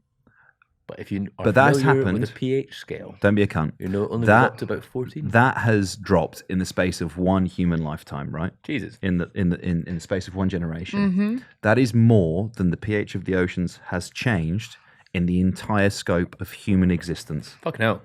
Yeah, you know what it's similar to? TikTok at the moment is radicalizing women into using feminine hygiene products that are really bad for the pH of their vaginas. Really? Yes. So like How so? Well, your vagina is self-cleaning. And Mine's not. a good one from Ollie. Keep going. Your vagina is self-cleaning, and TikTok are selling all these products that are like, this is how you make your vagina fresh. And it's like, no, it is always fresh. And if it's not, then you need to go to the doctor, because then that's a problem. Is that like rehashed Victorian douching arguments? It really is, actually. And it probably is linked to the trad wife thing, right? In some capacity. What? Ollie's No. pro. Yeah, sorry. I love my trad Here wife. she's going off again about the trad wife phenomenon. Just wife, according to Ollie Dugmore. Mrs. Dugmore, the trad wife. Did your wife take your last name? No. How modern. She might do. Because they're cousins, they have the same last name. Yeah. No, I thought no. It's just funny that you're putting forward this big trad wife argument. No, I like to joke about the trad wife thing. I don't know. And it seems like she might actually be her own person. She certainly is her own person. I'm in two minds about the trad wife stuff. Not like the trend, right? You know, the trend is nonsense. But if someone wants to be a trad wife, like if you as a woman go, I want to do that. That's the argument. What is the argument? Because of course, if that is something that you want to do, like most of my school friends would like to be trad wives, and they are becoming that, and that's lovely for them. They want to give up their jobs, and they want to be at home, and they want to that's what they want to do, and they want to have children, and I love that. That's fine. You know, they're really happy with their lives, and I love them, and I love that for them. I don't begrudge them that, by the way. I would do the No same. one should begrudge them, because the whole point of feminism is that The you choice. are the choice. You're allowed to do that, or Yeah. you're also allowed to go to work, and there's no one dictating You're to you not what you're meant to forced be to. doing. Yes, exactly. Yes, Yeah, because it's just as damaging for women if you say, well, you need to go to work, as it is to say you can't, you must stay at home. Mm-hmm. Both of those arguments are damaging, right? It's the point is that kind of authoritarian or authoritative push on women that had been there for centuries. That was, you There's have also- to do what we're telling you to do. Birthright's declining, so fucking get back home and Yeah. yada, yada. Call up no, I Mims hear you. Davies. She knows a thing or two about that. A big part of the trad life thing online as well is like submissiveness to the husband. It's not just staying at home. Yeah, I mean that's a fucking bollocks, isn't it? One individual, as like a A-level student, started behaving in a right-wing way online, got positive reinforcement. I'm not being funny. Like we're all victim to it. Getting positive reinforcement on social media feels sick. Feels great. That's what our job is, positive reinforcement on social media. We're addicted to numbers. We're addicted to numbers going up. Lance Corporal numbers, yeah. Absolutely. And so getting that, and it's positive reinforcement of, as you get all your right-wing takes and opinions and the more shocking stuff you do, is getting more and more numbers. You're getting more and more positive reinforcement. And I kind of think she's almost been groomed into this figure, this like right-wing spectre. And I think she's only about 20 or 21. I really struggle with this because I think there's a middle ground, right? Which is, it is legit to hold right-wing positions. Mhm. You are allowed to hold right-wing political positions. Absolutely fine. There are merits to the arguments. There are downsides to the arguments. That's the nature of politics and political debate. If you are ostracized for holding moderate right-wing opinions, what happens if you, as a left-wing person, if you don't empathize with that person, find common cause with them, have a degree of debate, find the common kernel of truth, and then try and win that person around to your way of thinking. If you don't do that and you ostracize the person, what you do is you push them further and further down the rabbit hole until they become persona non grata because they hold literally like abhorrent views. That's, for me, is where we're slightly going wrong with in our culture at the moment, is the idea that because you are a small c conservative, your position, your politics are untenable. Do you know what? I agree. Yeah. I don't think that's what's happening in this case. Why? To be honest with you, I think there's a real media clamour for young right-wing person. I totally agree with you. And young right-wing person, you tweet a right-wing thing, You get and both. producers, Yep. are and also you're much more likely, if you're not famous, if you have no following, you're much more likely to say yes to something. Don't get me wrong. I think it can be a grift. I don't even think it's a grift. No, of course. I don't Okay, think it's a let's grift. talk specifically about the person in question. I would argue that she was radicalized by the channel, and I thought that if any producer had come to any 19-year-old and invited them onto television, you would say something pretty abhorrent and pretty outlandish, because you've got the shock factor and you don't understand the consequences of what you're saying. And I'm not just saying the ramifications of what that is like to be on the public or the front-facing stage, but also the consequences of what you're saying on a moral issue, on a moral side of it. You don't quite fully understand that if you might have thought something, for example, this person we're talking about has said some pretty terrible things about trans people, like really abhorrent things, which is basically like they can take their own life and I don't care. When you are that young and blindsided, you don't fully understand that a person now might take their life because of what you've said. You can't quite fully grasp it. And I think the left, or the more, I think it would be more for, how do I phrase that? I think it's uncomfortable to say, right, that person should be expunged from the body politic altogether and we should shun them. You need to kind of have some sort of outreach to them. Like, do you understand what you're doing? I do largely agree with you. I think also as well, there's a point when you are an adult, you can make your own decisions. I think that's also like the undercurrent of this, as in like, I have such empathy for this person. Every time they come up on my timeline, I just feel a bit grim. But she was pushed and I- pushed no, by I- producers, and like I completely, like, yeah, absolutely. you know, like when you're doing TV, you get calls from multiple producers all the time, being like, "What do you think about this? What do you think about that? And would you say this?" And they're kind of pushing you down an avenue, and you have to be quite steadfast and go, "No, I wouldn't say that. I would. This is what I think. This is what I honestly think." And I think if you're younger, you're more You're more easily naive. persuaded. Yeah. Definitely. Guys, I don't want to cut off that conversation, but I also kind of do, because we have 8 pages of Q&A. Oh, let's do them. Q&A questions from the audience. Also, can I point about the Glencoe Massacre question? You've already done. No, Ed, no, we've no, done 20 It's a minutes nice on thing. Glencoe. It's a nice thing. if that person who wrote that question is a boy I went to school with, nice to hear from you. I hope you're doing well. Because he's the exact same name as the boy I went to school with. Great. Thank you. I'm just going to start rattling through these because, like I said, we've got a lot to get through. Thank you for all of you who submitted your questions. Ed, what is your... And I'm going to ask you this because you've vox-popped a lot of Tories, this question, so you should be able to... I'd like to think you've come up with a position yourself and been able to answer it yourself. What is your most right-wing opinion? Ooh, I like skiing. Cop out. Great one for the Reddit, or by the way, who thought that you hadn't been skiing and I had been skiing. Oh, yeah. Never been skiing in my life. I've never been skiing. Love carving I love sweet to powder ski. brew. What is my most right-wing opinion? Tell me. Some Scotophobia in thinking that you've never been skiing. Yeah, I think having a non-English accent does a lot of heavy lifting for my pro credentials, which are otherwise Don't get off topic. non-existent. Don't get Sorry, off topic. What's your most right-wing position? My most right-wing opinion is... I actually don't know. I feel like so you ask someone at the Tory conference, they go, "I'm not terribly right-wing." And then they say, "I support the death penalty." Sorry, I bring back the death penalty. And probably my defence of the Falklands, probably my most right-wing opinion. Oh, that's not a bit. You genuinely... Oh no, that's fully sincere. What was it? I'm very pro Falklands British, I think.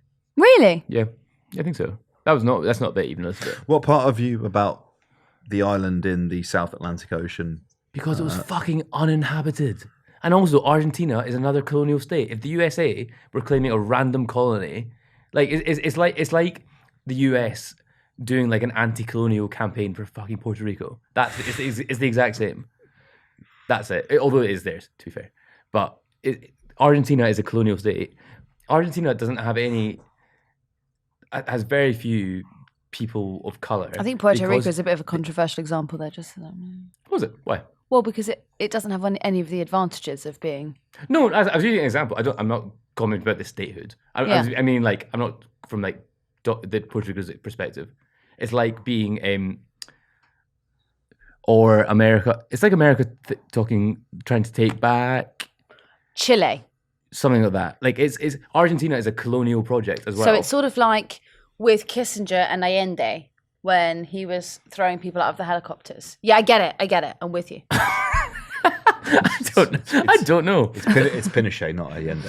It was under Allende. Chile. Yeah. Yeah. They put Pinochet in. Yeah, but it was Allende when Kissinger decided that it was a problem. Yeah, because Allende was a socialist. Yeah. Yes, that was the whole... Allende wasn't throwing That people was the out. argument. Yeah. No, Allende wasn't throwing them out. Yeah. Kissinger was. Yeah. That's the argument with Puerto Rico. Kissinger literally in a fucking Chinook. No, that's the argument with Puerto Rico. That's what I'm saying, is that it's American influence, but you don't get any of the benefit, right?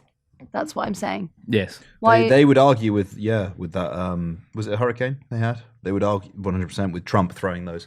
Oh yeah. Kobe! The kitchen roll. They didn't get the emergency aid they asked for. Ava Santina, what is your most right-wing opinion? Pro-smoking. You're so pro-smoking. I am. It's actually Why quite is that? Why is that right-wing?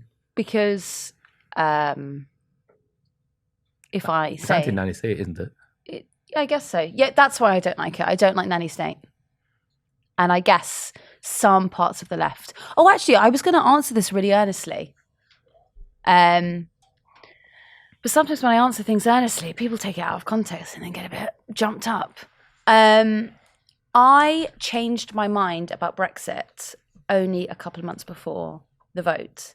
And I changed my mind specifically because I didn't like the actors who were working for the Leave campaign. Before that, I would have argued for leaving the European Union. Interesting. This is an answer to Limenbach, who asked, what's the biggest political issue you've changed your mind on? Oh, I was going to reserve that for something else, but yeah. Well, I mean, that feels like a relatively large one to change your mind on. Yeah. I don't think there is actually anything I've massively changed my mind on, to be perfectly honest with you. Have you changed your mind on anything? I think it's just like since you were a child, your opinions become more nuanced, I guess. But I changed my mind on everything, all the time. Whoever I've last spoken to. Honestly, That's pretty healthy though, isn't it? the way that I actually think it's a misplaced criticism of Boris Johnson, and we've been seeing it with the COVID inquiry. obviously it's slightly exaggerated when it's like you're responsible for our COVID response and you've changed your mind depending on who you've spoken to in the last 5 minutes. When I interview people from different sides of the political debate about a certain issue, I'm enormously swayed by whoever it is I've last spoken to, and they make me see it a different way. And that could be no, I agree with you, that could be quite literally anyone. My politics are quite liquid, quite amorphous. My views on things change all the time, and it often one of the most compelling things is whether I've spoken to someone intelligent about the way that they view it, and whether or not I find what they argue is credible. And a lot of the time I do, which is one of the reasons why I love what we do.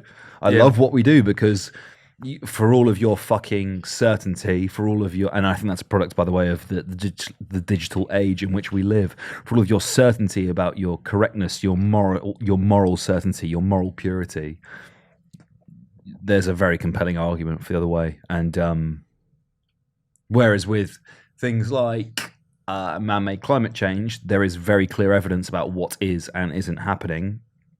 When you're talking about political arguments in relation to, I mean, fucking take your pick about the sovereignty of the individual or Human rights, very subjective in Ollie's mind. Human rights, what is or isn't certain. There are two sides to the argument, and you can for all your certainty on one side of that argument, the other side certainly think there's as much certainty to their position as yours, and they will maintain that. And that's what I really like about the thing that we're in, is there's a lot of grey space, there's a lot of nuance, there's a lot of discussion and merit to both arguments, and I find that deeply compelling, and that's why I am where I am. Do you think that there is a lot of certainty across the board? A lot of space for nuance across the board? I would say that we're probably in the most actually, no, we're not. That's a ridiculous thing to say, because if you wanted to say something vaguely left-wing in 40s America, you'd be taken out. So you would be in prison. You wouldn't be allowed to work in Hollywood anymore. But there is sort of like an accountability online at the moment, isn't there? Where it's like if you said something a couple of years ago, then you might have changed your mind on it. It's an auditing. It's people are constantly auditing each other. Yeah, I think that's changing. Do you think? Yeah. I think our generation specifically, as 14, 15, 16-year-olds, as the children of Facebook, as the generation of Facebook who posted all sorts of insane shit online when they were teenagers, look at people who are now getting cancelled going, that's not half of what I said. That's not half of the mental shit I did as a teenager. Okay, but that's and different. they're a lot more forgiving. And I think the next generation are going to be even more forgiving. And I think we will enter a political space where you did this 10 years ago ceases to be a relevant conversation point. I think it's going to hold much less sway. I hope so. I don't know if we're fully there yet, though. No, I don't think we're there yet at all. Can I ask us to just very briefly move things on, because we've done one of about 100 questions. What is your most radical political belief? Prison reform. And what does that mean? I think the way we treat prisoners in this country is absolutely abhorrent. Yep. I think it doesn't serve a purpose. I think recidivism is far too high. I think it caters to a law and order. It's like... Did you hear me on LBC the other weekend? Ollie, I'm not being funny. I'm literally never listening. I don't blame you. I do. No, it's great. I actually send encouraging notes. She does. She texts me during the show. Oh, that's really nice. As in, we're going to figure out who goes to cover the American election on the ground. I'm very proud of you. I'm very proud of your two shows. I sit next to you on a desk 5 days a week. You sleep between 4 a.m. and 7 a.m. on a weekend. I don't blame you there. I think prison reform is actually one of the... I think we have a moral duty to reform. Some of us are on our grind set during that time. Yeah, some of us are pushing that stone up that hill like Kate Bush. I woke up to Ollie Dugmore's show, actually. You can ask Alexa to wake you up to my dulcet tones. I actually did. Do you know that? I'd rather. I actually did. Sister. Yeah. I'd rather be in a British prison. But to be you fair, live in London, you are in British prison. Ed, one way to reduce recidivism: firing squad. Yeah, that's what I mean. No, it was that line. all. That line was quite funny. Not to blow smoke up your ass for the second time That's this why week. you guys are here. But it was funny. Thank you. He was like, it's like he was going through his little monologue preamble or whatever, and he's like, and that's with firing squad. I guess they can't do it again, can they? So Yeah, and it made me laugh because I thought that's really funny. I make Ava laugh. I think I make you laugh. I think the contempt we have for prisoners in this country is absolutely abhorrent. I think people you make a mistake when you're young. You're put into a situation which a lot of people in this country would never ever be put into, and you make one decision and then you're tarred with that for the rest of your life. And I think the treatment of overcrowding in prisons, the way prisoners are treated, the lack of employment opportunities, lack of training is absolutely abysmal and is actually a moral dereliction in this country. I think that's my most radical opinion. Amen, brother. Okay, let's keep going. This from It's Not Snowflake. It's Not Snowflake. For fun, who could down a pint quickest? Golden Boy, Slug Daddy, or the Butcher? And the follow-up to that, top 3 things you would immediately change reform if you were to become Prime Minister. Ed Campbell, who downs a pint quickest out of the 3 of us? Me. Can you open the gullet? I fully think that. Well, we should do it, as in that's like what this is building up to. No, I don't want to. There you go. I'm on the vodka. As you learned earlier, consent is very important to me, Absolutely. so we won't. Especially when it comes to drinking a pint quicker. Can you open your gullet? I don't think so. Don't need to. I reckon I'll give you a good game. Huge fan. What would you change if you were to become Prime Minister for a day? Top 3 things. I mean, I'll take one thing. You come into office first day in Downing Street. What are you doing? Houses. Radical house building program. Like fucking hours, hundreds. How many of them are small holdings? 0 to piss you off because you're the leader of the opposition. What about you, Ava? Top one for me is cars beeping. I would make that. I would, unless it was an emergency. No. Of all the social ills. And then the seatbelts next. The most egregious thing I think that people can do on the road is I want to transform the way that people approach our roads in Britain. So basically, most people approach the road with immediate anger and immediate frustration and immediate, I am the most important thing that ever set foot on this road, right? And that's from all sides. That's drivers, pedestrians, cyclists. Everyone thinks they're the most important thing that ever happened. So they deploy the beep often, right? Why the fuck are you beeping? Beep's an important safety feature. Yeah, if you're I like fully going agree blind with corner. Hang on. So the policy is, if it is an emergency or if you actually are trying to notify someone, that's fine. You beep. That's how I use the honk feature, okay? But what annoys me, sometimes I'll be sitting in my flat of a Sunday morning and I'll be sitting there and I'll be having my coffee and I'll probably be reading What papers you read on a Sunday, Eva? I'm an FT weekend on a Saturday. Fucking give me the FT weekend love or the give FT me weekend. death. Yeah, and then on Love the fucking FT weekend. Yeah. Paper Nice. forever. on a Sunday bread. I am the Sunday Times. 100%, That is- the newspaper of record. Anyway, so I'll be reading my Sunday Times. A.A. Gill used to write for it, I don't know if you know. Yeah. Anyway, so what I do is I read the Sunday Times and then I hit my wife. Yeah. And then I'll be sitting there and then some cunt outside will decide that because I live on a very, very, I live on like a very small road. It doesn't have quite enough space for two cars, but it's extremely busy, right? Because it's like basically central London. It's really busy. Street. And then there'll be, what? You live on Oxford Yeah, I live Street. on Oxford Street. No, I don't. Anyway, so busy. Circus. And some guy, it's always a fucking guy, will decide that because he can't get through quick enough or he won't give way, he'll hold on his horn for like 60 seconds. And I'm like, what gives you the right to do that? Like, I don't give a shit that you've been held up by 1 minute. Why do you think that's acceptable behaviour? Ed Campbell, how often do you horn when you're driving? I actually don't think I've literally ever beat my horn. I don't drive enough, to be honest. I don't drive in London. But I don't think I've ever beat my horn. Flavour Man Tina, how often do you horn? I want to give an answer, but Sean and Laura have been in the car with me. So I'm like, I'm worried that like... Sean and Laura. Rough.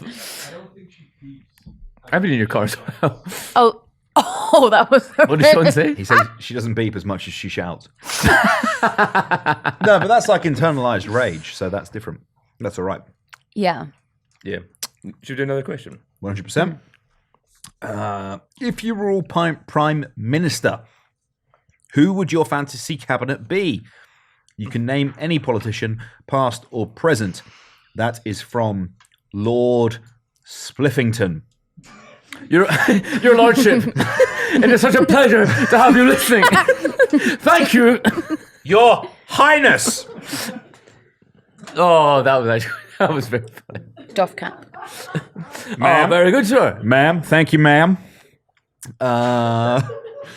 Fancy cabinet. So it has to be Enoch Powell, Margaret Thatcher, and I don't know, take a third one. Bolsonaro. Attlee did an all right job pre-Suez. No, you're thinking wrong. You need people who are incredibly loyal. No, that's the wrong lesson. You Right. need arse lickers. Yeah, No, you do. Proper bum lickers. you're living in 'Cause at fucking least you can Boris have a good Johnson time. world. No, And he was the best prime minister the country's ever had. That's my most right-wing opinion. What? Who is? Boris Johnson? Yeah. Oh, yeah. Long may he live. Okay, so I would have Edwina Currie. And then Why? I would... Huh? Why? Well, because she No. frightened the country so well about eggs to the point that I am still, you know... Can you just what is egg stop, phobia? Stop being around the bush and say she Ovophobia? takes it like a Don't say champ. it. Just fucking get on to All right, it. anyway, so Edwina, and I think that she could create a good moral panic if I needed it, so I would rely on her. About car horns as well. She would get the horn thing. So can I She get some more famously whiskey? had Ice, please, bro. Where's Um, Harry? Where's he at? where is he? Laura's there. I think he's out smoking. I think maybe He's watching it from the green room. Your he's lordship. in the green room. My guy. Lord Spliffington himself. Can I get some more ice, please, bro? Thank you. Can I have something else from the fridge, please? Thank you. That's still good. I don't like this. Some of these are really So- boring. Can we get to the more interesting questions? Yeah, no, these are the politics ones. This is from Reddit. Most of these. Out of the three of you, who would be the best prime minister? Ed. No, I think you're wrong. Can I say something conceited, Yes. but also derogatory about myself? I think it would be me. I think I am much more conniving than the two of you. But is that the best? And I'd fuck my way there. Hey, me and Ollie would do that too. Cheers, brother. Thank you. God bless you, Harry Ainsworth. Um, Very I talented think videographer. Ollie would be too measured. I think Ollie would be a good. do you know what I actually think? I think you'd be a good defence secretary. MOD. Yeah, I think you would. Yeah.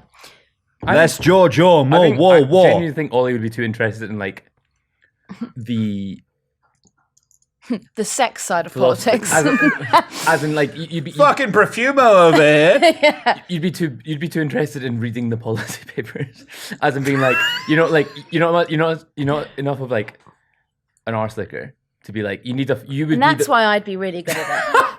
But But like, you could- Ollie would be not like literally. Mandelson. Okay. Ollie would be like Mandelson or something. Ed, do you eat ass?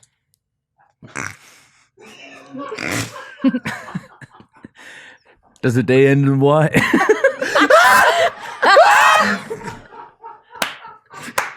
Motherfucker Jones. what's the Alhan podcast called? Gasworks. Gasworks. Was it? Are you you basically asked everyone if they fanny is the first question on their podcast. What was it? Every single podcast Alhan and Poet. Every single episode of Gasworks, Alhan and Poet ask, "Are you a?" I can't remember the word they use. Am I allowed to request another mixer, or do I need to go and get that myself? Is that You outrageous? can request it. No, it's Please, fine. may I request another mixer from someone? I don't want. I feel bad, Harry. All my stuff's in the office upstairs. Huh? All my stuff is in the office upstairs. Should we keep doing questions? Yeah, no, we are going to keep going. Is the office unlocked? Is all our stuff locked up there? We cannot. We can. They're having a party. Oh. Party next week. Nice. Right. Okay, this is another one from Reddit from Annual Mud. Who would you most want to interview for Politics Joe? Bonus, including dead people. Top interview. Who do you most want to speak to? Including dead people. Karl Marx. That's Legend. How cool. yeah. Come on. How You're just fucking looking to be sucked off with that. Like that How is sick is this guy? outrageous. Like, and also Absolutely. your soy boy energy is the fact the fuck you up. went for Karl Marx and not Joseph Stalin. Like, front up or fucking go home. Right. Okay. Lenin. Again, Lenin? again. Happy medium. Lenin. How much Lenin have you read? Not enough. What, in its original or translated? What do you mean? Not in the original Russian. Not the original Russian. I admit it is a translation, but Ava, who would you most like to interview? I don't know. That's a really hard question. You've got about 5 seconds before I ask the next I one. actually do know who I want to interview. I really want to interview Theresa May. that's actually a very good one. I think. Yeah, that'd be interesting. Ed Campbell, which guest/interviewee has left a lasting impression on you for better or for worse? Ooh. From Wickar. I think one of the privileges of this is that people. I'm always kind of quite shocked when you interview someone about how open they will get with you. And I think one of the most memorable things for me was on the day that Russia invaded Ukraine. I went to there was hundreds of Ukrainians protesting or demonstrating outside of Downing Street, day of, and I spoke to Ukrainians who were just fucking terrified. They were angry, frightened, scared, whatever. They were fucking beside themselves, and I spoke to a fair few of them, and I thought that was quite an extraordinary thing that really brought home. I think in terms of when we discuss foreign policy issues or international issues if you're not there, you don't really get a sense of what it's actually like to be in that country. And I think although these Ukrainians weren't at home, I really got a sense of the terror, the absolute. It's one thing to discuss it in quite an abstract international relations way, but if you're I have not heard from my grandma since yesterday, and you're talking to that person and they're crying their eyes out to you, that's it's a quite harrowing experience. I had this in a relatively insane way when I was doing the Ukraine refugee story, which is you're positioned in shopping centres because that's where they're depositing these people once they cross the border, once they make it out of Ukraine. This is in Poland for context. Yeah. Once they make it into Poland, they're in a fucking outlet, basically. And there was a guy his background, he appeared to be Indian, and his feet were raw. He didn't have any shoes, and his eyes were bloodshot red. And he sat down, and I started chatting to him, and he said to me that this was the first time he had physically sat down, not been standing up for 48 hours. It was the first time he'd stopped and sat down. And absorbing that kind of that kind of trauma and the seriousness of that situation, it doesn't leave you. I don't think. I think we've all individually been involved in some really freaking harrowing stories ourselves. As in reporting on them. Yeah, but we didn't actually have to be the subject, so it was all right. Of course not. But I think I'm fine, ladies and gentlemen. I'm absolutely fine. But I think we've been. It's sometimes difficult to reckon with or to reconcile that with these people have gone through horrific stuff and they're telling you about it. Yeah. Corbyn left a lasting impression on me in 2019. Really? Yeah. Didn't want to do it. Did you not? No. Oh, as in he didn't want to be Prime Minister. Don't get me wrong, bro. I didn't want to do it. I wanted to be at home. That's what I thought you 8 p.m. on a Sunday. 8 p.m. on a Sunday. Sorry, I want to be at fucking home. That's what I thought you meant. I want to watch Planet think- Earth 3. what you I want to think eat he don't- fucking that's Ben and really Jerry's interesting. cookie dough. 100%. I interviewed him 3 or 4 times during that general election campaign.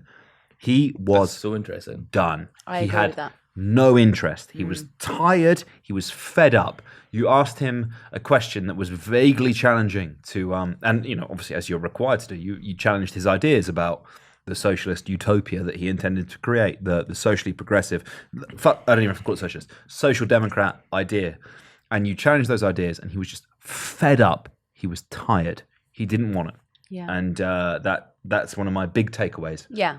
From We don't have enough 2019. time to go into that, but I also think that was a lot to do with the project that was surrounding him at the time. No idea. Yeah, it was yeah. absolutely extraordinary Maybe we'll do being a journalist at the time when you were trying to talk to the project at the time. It was impossible, and I think we've interviewed Corbyn many times on this channel ever since, and it's not through lack of trying. There was a point where you honestly could not penetrate. There was a line, I think it was in Gabriel Pogren's book, Pat Mag's book, which was Pastoral like for- you would ring up the press office at 4:00 on a Thursday, and it would completely ring out. No one would answer it or whatever. And the day after, the office was totally cleared out. That was true. It was very difficult to get hold of people. Anyway, but that's not dissimilar to it doesn't always have to be a comparison. Conservatives are pretty shite as well sometimes. Actually, no, that's not fair. One thing right-wingers are really good at doing is responding to your press calls. Death Wilder 1 You didn't asks- ask me my thing, but I won't tell you now. No, go on. No, I don't want to tell you now. Or your interview. No, I'm actually Which curious guest / interview has left a lasting impression on you, Ava Santina? Do you actually care? Of course I care. It was in Dungeness when you sent me there in the morning. Do you remember that? Yeah. Sent me that there. I was I know not this. wearing the right clothing for that. It was fucking freezing. It's cold Was this down before there. we went to Cali? It was like the same day. It was the same day, yeah. Anyway, so I drove down to Dungeness, and there were people who'd got off a boat, and I found them in Dungeness, and I said, "Oh, how are you?" And this guy just went cold, and I've thought about that for years. Yeah. It's probably been about 2 years, isn't it? Yeah. 2 years. Yeah. 2 years. Because I was 2 like, years. that- It could be that's- 2 years today. I was thinking about it through the sense of like, I'm cold, but I'm going to get back into my car that takes me back to my house. He's cold in like I've just landed in a country that I don't know with a language that I don't really speak, and I don't know when I'm going to get warm again. It really freaked me out. The Royal Marines do this in a fantastic way, which is, how hard is it to join the Royal Marines? Well, all we do is we make people cold, wet, and miserable, and we see how long you can fucking stick it out. And you would be amazed the rate at which stiff upper-lipped, fucking strong-chinned Englishmen melt. Melt when they're subjected to a little bit of cold, a little bit of wetness, and a little bit of misery. No, there's something really in being cold and wet, and also I mean like It's fucking terrible. It's awful. because you're not even terrible. thinking. Because I just felt that this person wasn't even thinking about like how they'd cross the channel or anything like that. They weren't thinking about People think what they were going to do next. All he could think about was how cold he was, and that is just that. Yeah, people think military selection is like some fucking gauntlet of bit having the shit kicked out of you, and do X, do Y. It's really simple, and this is a really illustrative example of these people who turn up on these beaches and are freezing cold and have nowhere to go. And it's just, how cold can you get and still keep going? Yeah. How wet can you get and still keep going? How miserable can you be? How far from home can you be? If that's Syria or Iraq, Afghanistan, how miserable can you be and keep moving in the direction you want to go to? There's this really good book called Small Island. Do you know Small Island? It was adapted into a play in the National Theatre, I think, last year or early this year. But there's like a bit in it where it's basically like not understanding how cold England can be, like if you've just arrived here. It's really interesting. That is interesting. Just not The climate. the climate of England, because you're always sold it, especially if you're in the Commonwealth, as being this sort of like wonderful golden rosy place, and you don't understand that it's really fucking cold. And when you get here and you're so far away from home, it's the first thing that hits you. Ava, we had a great deal of questions about Keir Starmer on the Reddit and elsewhere. I'll go to the bathroom and probably do that. Can you stop Please. asking me so seriously as well? Because I feel like I've like given way and started drinking, and you're asking me in a way that's like I'm on LBC with you. I'm on your fucking show or something. You throw that back at me and I'll answer the question. Which one is it? The top one. Top one. Death Wilder 1 asks, how far do you think Starmer posturing himself as a sensible alternative, that's in quote marks, to the Tories whilst effectively just copying their policies will come back to bite him in his invariable stint as Prime Minister? What do you think of that? That's hard to measure, but that question is a point that I think that I believe in. Yeah, no, I totally agree with you. I really struggle with this because the part of you, and you could probably describe it as copium, the part of you ingest to make you think that the man who has repeatedly lied to you and then rode back on the things that he's told you will just always deliver and come good, no matter what happens. He makes these promises. He understands the Labour Party electorate, so he makes these promises, whether it's about nationalisation, whether it's about any of the other 10 pledges that he made to the Labour electorate. That's what he makes to you when you are the constituency, when you are the person that's voting for him. Once you voted him in, he abandons those pledges.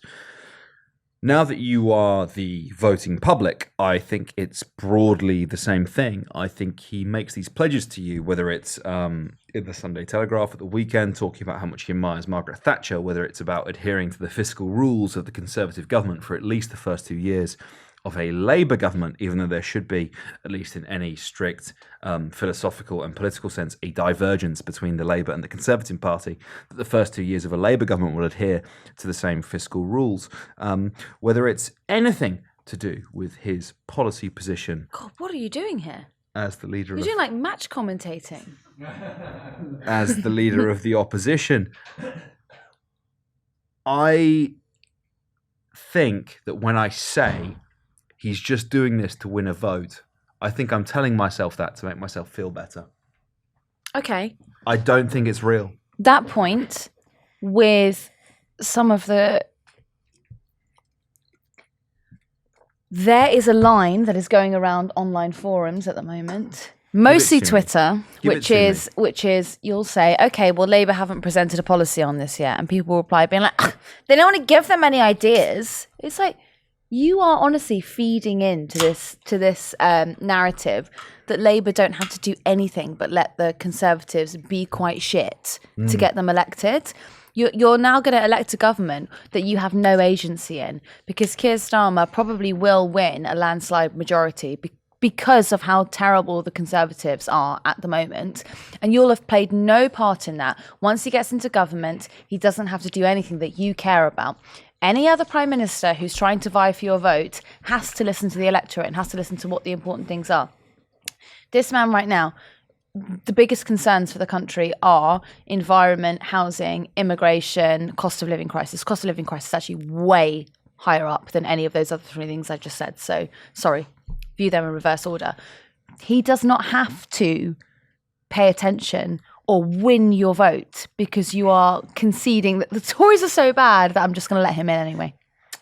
Ed, Tom Jones, 94. Oh, by the way, he's here. He's in London and he's like trying to meet up with us. Let's come hang out. Should we tell him to come here? Get him in. Get him on the pod. How long are we going to be here for? He's not going to come on pod, surely. At least another hour, I think. I think we've got another hour. I don't of think this. he should come on pod. No? No, I Tom don't Jones, think so. 94, asks, Edward, listen, you fat neek. You know it's a KSI thing? It's a lot of things. But it's like legit. It's like KSI lower. Just so we know. I don't know. It's known to flag. Should England have its own devolved parliament? Answer for me, already has one. It's called Westminster, buddy. Hey! He has drank half a bottle of whiskey, to be fair. Got a laugh at the gallery there, didn't I? Should it? Yeah. I'm on fire, And it baby. was deserved. Someone fucking put me out. I'm on fire! I'm quite pro-devolution. I'm quite pro-devolution, but I think if England had its own devolved parliament, how different Ava would it be? Santina shocked Scott in favour of devolution. I don't know who Should I that do a was. shot? Yeah, you Um, should. Can I have another glass? Do you want some whiskey? Have, No. have a shot of the Johnny Walker. No, I threw You're it. behind, brother. Yeah, you've... You're drank miles nothing. I know I'm behind. Park it. Come here. I think it's my 6th tin. Put your bottle. Bring it over. Can I have a glass, please? That's embarrassing. I'm not Sean, can you see that in the gallery? It should be regional, I think. I think it should go further than England.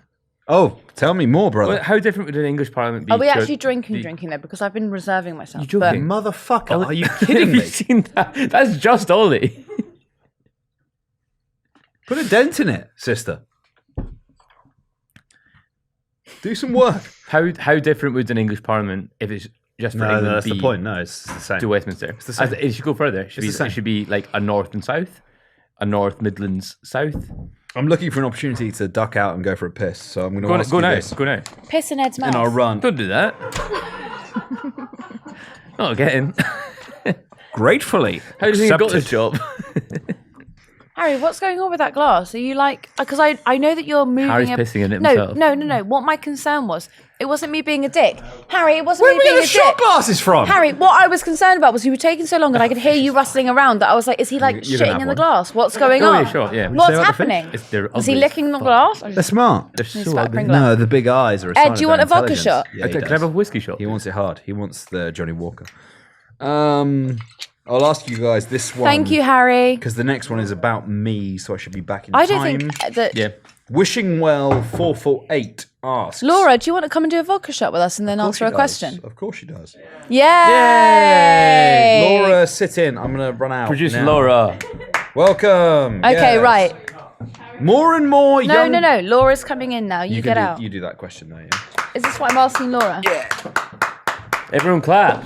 Actually, Laura! Ed? Oh, the fish okay. Yeah, you know, you got the ground. My feet are entangled. Thank you. And then... Right, Laura, in the Yay! middle. Laura!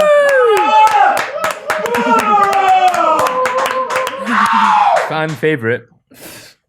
Okay, Laura, wait, do you want to give me an idea of something that you'd like to talk about? Ollie has given me a question, but I'm also...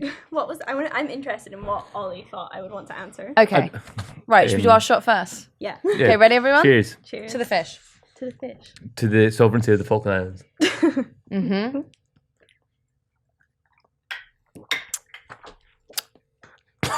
All right. Okay. Wishing well 448. More and more young people aren't starting families. Having kids used to be seen as an inevitable stage of your life journey, but these days couples are understandably choosing not to, either for financial reasons, climate concerns, or simply because they know it's optional and not obligatory. Do you think this will have an impact on our long-term future, either for good or for ill? Okay, I'm actually glad that was the question that was asked. Yeah? Because see, earlier when you guys were talking about trad wives and why... Go closer into the mic. Sorry. Trad wives and things like that. I was thinking about... aspiring. Yeah, as an aspiring trad wife. I was thinking about why that's kind of been resurgent on social media and why it seems to be popular and attractive to young women right now. Mm-hmm. And I think it's because when women joined the workforce, they never really stopped doing the domestic labor. So it's like the idea of the third shift is that women, like men, have a full-time job, but then they go home and they also have the bulk of the domestic labor and the bulk of the child rearing labor. So you understand in that situation why being a trad wife and just having that labor becomes really attractive. That was a really good answer. This is what I was thinking about the whole time you guys Were were. you really? Yeah. You were raring to Yeah, go. I was like... Raring. Yeah. No, I completely agree with you because, okay, I'm trying to think of the best way to go about dealing with what I want to say. So I did Channel 5 yesterday, and we were debating about women and we were debating about who takes kids to school. And it was all women who phoned in to say, I take the kids to school. And it's like, the presenter was saying, I want to believe in this feminist utopia where there is a choice and women don't have to take the kids to school. But the reality is women are still doing that. And then they are going to work and then they are coming home and doing the washing. What is the resolution to that? Like, how do you do societal change, like drastic societal change to compensate for that? Can I speak as a man? Yeah. I think it's probably about changing attitudes, I guess. I think it's like when I have a family, I assume that me and my partner will split it equally. And I think until you change the minds of, we still live in a patriarchal society, these things have been, you learn from what's gone before. And if for the past thousands of years, household work. Homework. Ed goes back, irons his shirts. Homework. Household work. And then he's like to his girlfriend, like, how did I do? How did I do? All that has been the domain of the women. It's quite a long time to undo. And in terms of human history, like the feminist movement is still relatively nascent. And so you kind of hope as we get more progressive, hopefully it will become better as men become more enlightened. I don't know what you do to have an overnight or like within one generation shift in terms of efforts, but I think people are becoming more aware of the third shift, etc.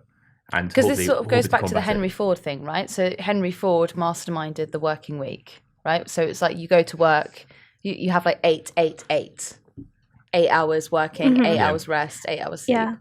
Yeah. Go on. There is a really good book called Who Cooked Adam Smith's Dinner, and it's about how the men of the Enlightenment were only able to have all this time to philosophize because Adam Smith lived with his mother, who did all his housework, all his cooking, all his cleaning. Sorry, but why don't we have Laura on it more? Like, that is like such a good contribution. Yeah. Ollie's back. Well, yeah, I'll leave. I don't want you to leave. I don't want you to leave. Let's get into this. No, so yeah, the men of the Enlightenment were cooked for by their wives. Yeah. That also feeds into the 4-day working week argument, right? So we've kind of transitioned from the mid 20th century idea that the the husband goes to work, brings in money for the family. The wife works at home. They rear the children. So I'm just going to talk about it in, like, you know, those sort of terms. And they do all the housework and they cook the dinners, and that's fine. Now we're in a position where you are working the third shift. So women are working in the workplace, also working at home. Totally distracted by that whispering. I don't know what. Is it something I'm saying? No, What's up? Say about production, don't worry. Don't worry. There was a point that I wanted to make, and I can't going, remember what it was. keep going. Oh, the 4-day working week. So the argument for why working from home has been so beneficial and why the 4-day week would be so beneficial is that it basically frees up time for women in the household, right? Mm-hmm. Mm-hmm. Do you want to say anything to that? You don't have to. No, I agree with it. Yeah. Sick. Yeah. Well, Laura. thank you. Yeah, thank you for having me. I think you should come back in the... But This is so hard to get out of. we need to have Laura back in a minute.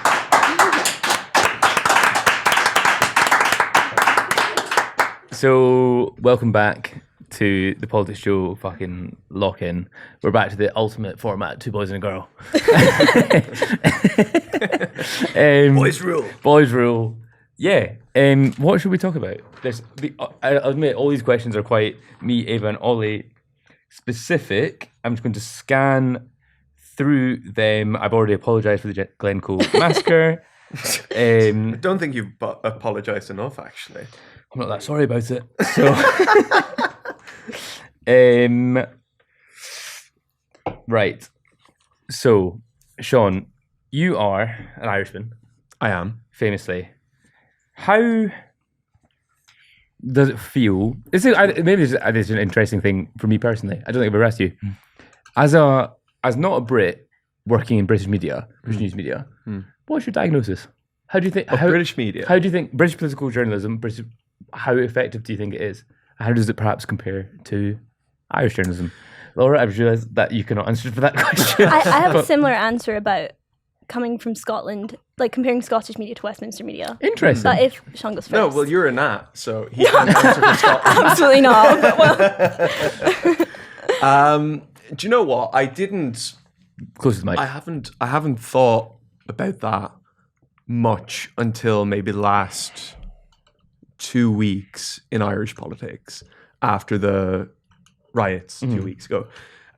So Ireland didn't really have a prominent far right for the whole of its existence.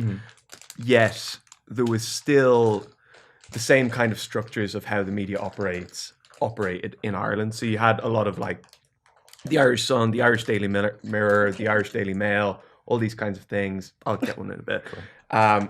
But they didn't, the rhetoric of these publications didn't cut through as much as it cuts through in the UK. So it didn't really influence governmental policy, didn't influence the public's perception of the political space or societal space or anything like that. However, in the last like 2 or 3 weeks, because of the riots that happened in Dublin, there's been this heightened awareness of like an alternative space for people to cultivate right-wing ideologies, which is mainly the likes of Telegram, Facebook to some extent, Twitter to some extent, that I have to say, looking from afar, the establishment media has handled very, very well. When I say establishment media, I mean like political commentators in the establishment media. Right. So like the likes of folk that are working for RT, they got their broadcasting job from their great-grandparents who founded RTE are not the best commentators. 10 generations of Black things. Rock. Yeah, but there is a little bit of a meritocracy. There's more of a meritocracy in Irish media than I would say I've observed in British media. That has cultivated people our age, maybe Ollie's age. It's the difference about 3 years.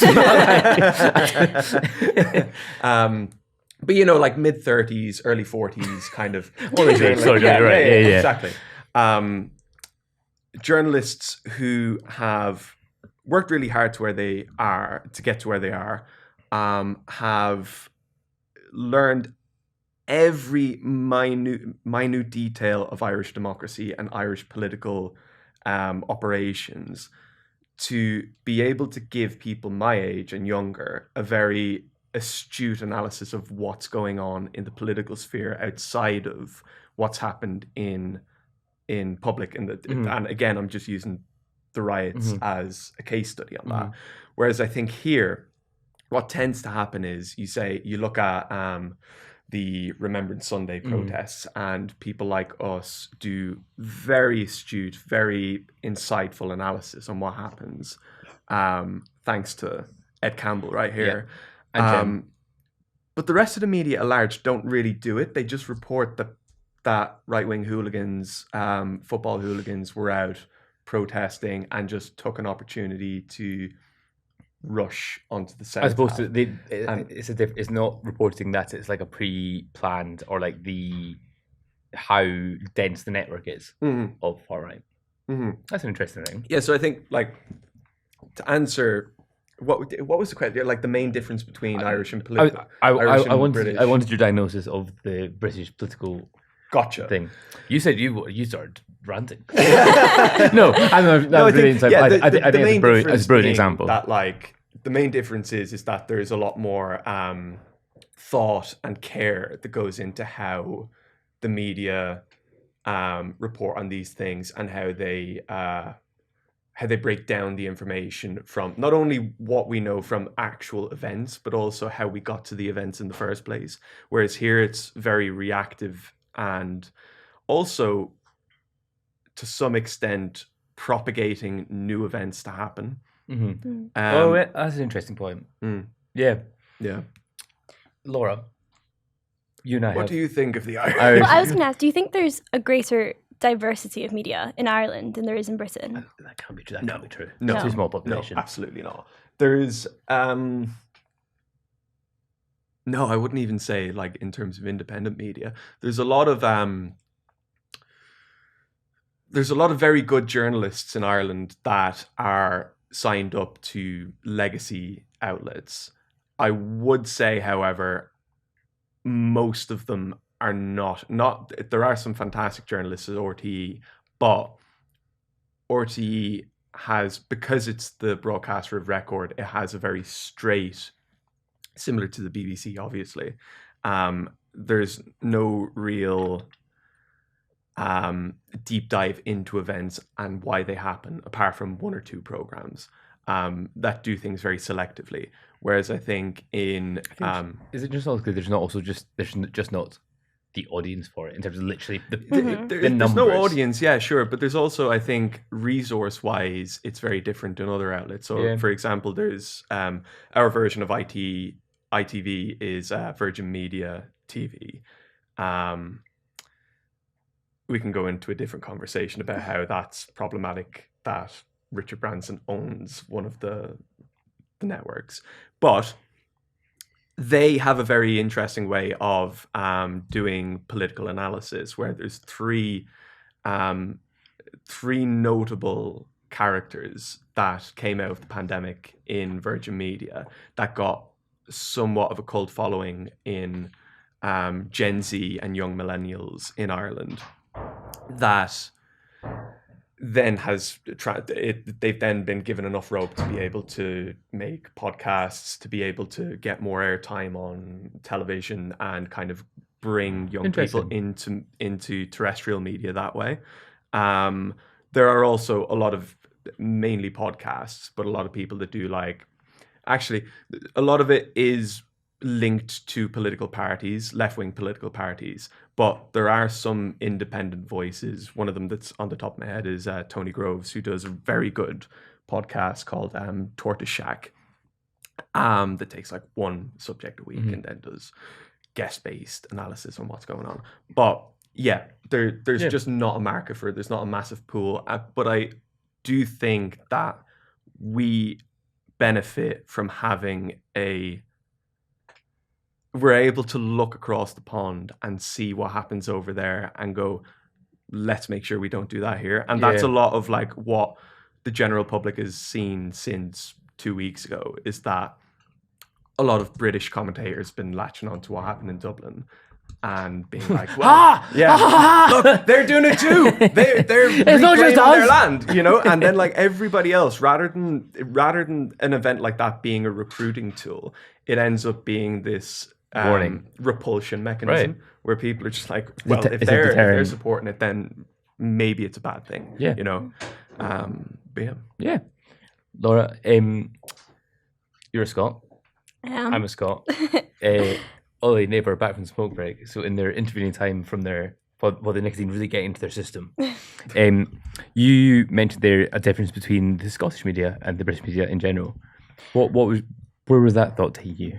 I don't know if it's actually, maybe difference was like a misphrasing, but I think it's like, since I've moved to England, I think there's a lack of understanding of why the SNP is popular in Scotland, especially amongst young people.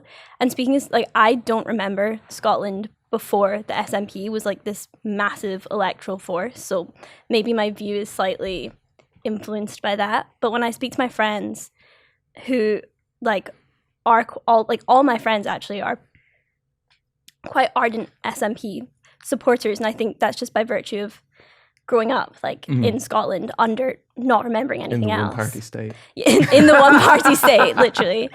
And I think when it's spoken about in England, the SNP is spoken about through the sole lens of independence, whereas I think a lot of my friends, when they speak about the SNP, the thing they like about it isn't the independence, it's the progressivism, it's the free tuition, the free prescriptions, the baby box. And I think Labour in Scotland would do them a lot of good to realise that the young vote is interested in that and not in independence.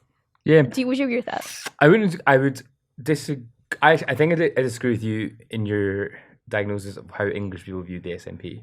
As in, I think for English voters or English political commentators, the SNP are used as just a default progressiveness.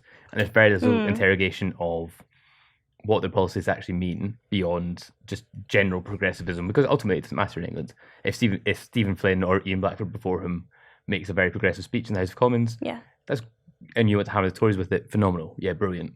But I think there's very little interrogation and very little reckoning with what the SNP have achieved in government or what they haven't achieved. They've been in power since 2007, and Scotland's education system is in fucking bits, as that new studies come out on Monday, and they've been in power for 16 years.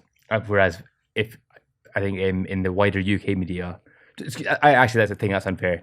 I think amongst people who commentating on politics, who just want to have a blanket progressiveness, they might not even know that. They might not even know the opposite is also standards. true with that, isn't it? That like there's a blind optimism of what the SNP do in Scotland for progressives in England.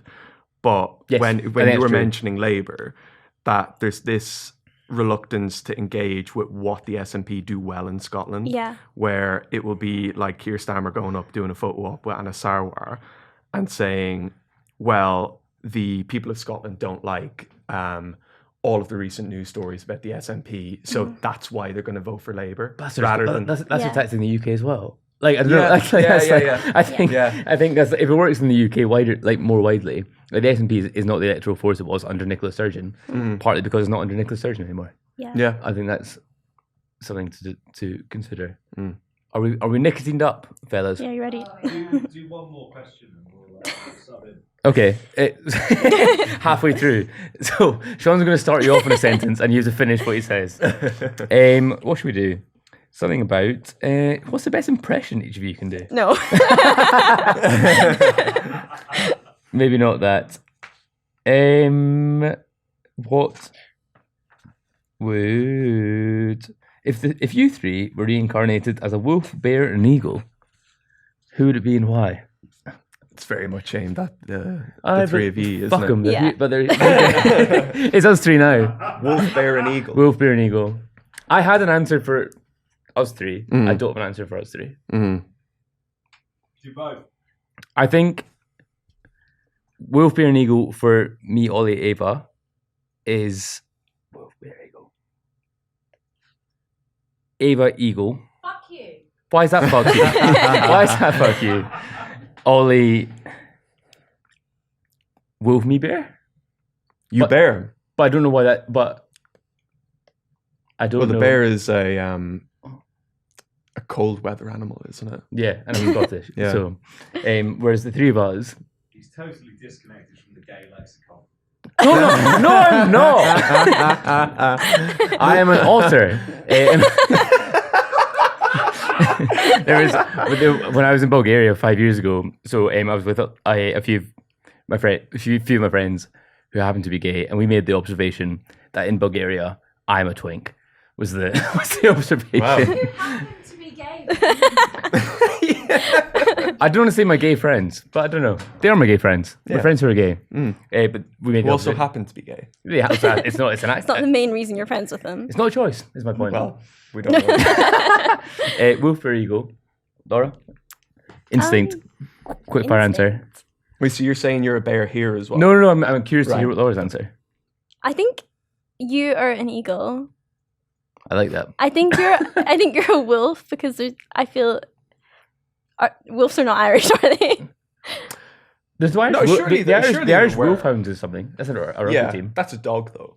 Oh, and that makes Got that dog in him. Yeah, that makes you baby. that makes you bear. Yeah, I'd be the bear. Sick. Yeah, Happy with that. I'm happy with that. If you guys are. Yeah. nice. Swap in. Laura and Sean.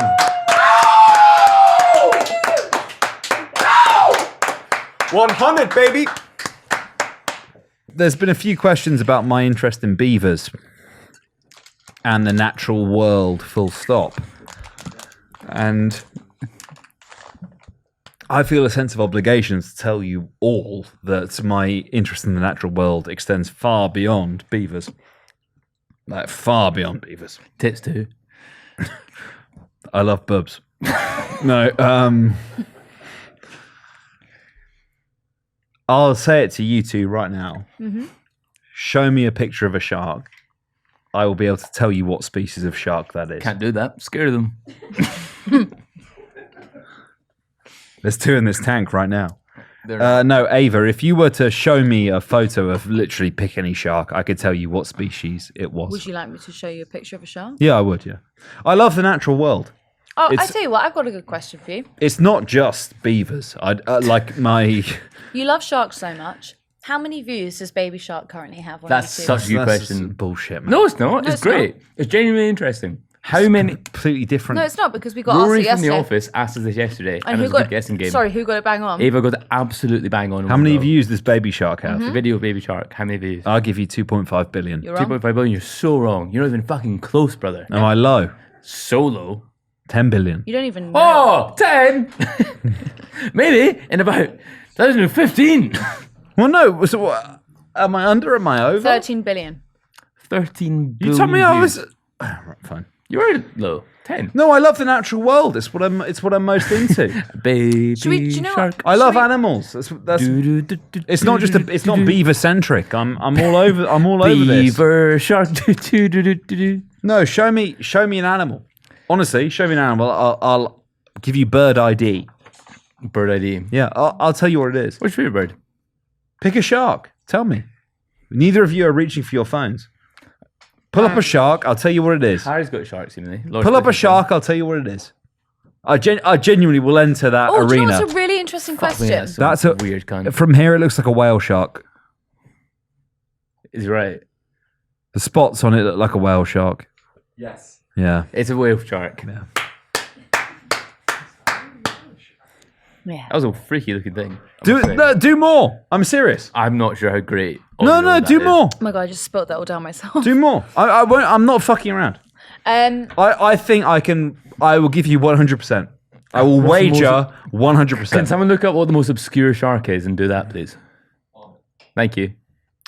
In the I think I can hit it. Right, let's meantime. try and get this podcast We- back on track. Yeah, no, we have about an hour and we have 6 pages of wait. questions. No, we don't. We have an hour and we have 6 pages of questions. Ed, Yeah. from Alex Cookie, what is your favorite anime? Right. I've literally never watched anime in my life. You make out like Wrong. that's That- not the case. My favorite cartoon. I can do my favorite cartoons. Right, okay, so that's good for, isn't it, for the anime? You know, they'll love that. That you I'm acknowledging were that- asked, what was your favourite anime? And you replied with, I'll give you my favourite cartoon. I'm acknowledging. I'll acknowledge that cartoons are not anime. I love Avatar: The Last Airbender. That's brilliant.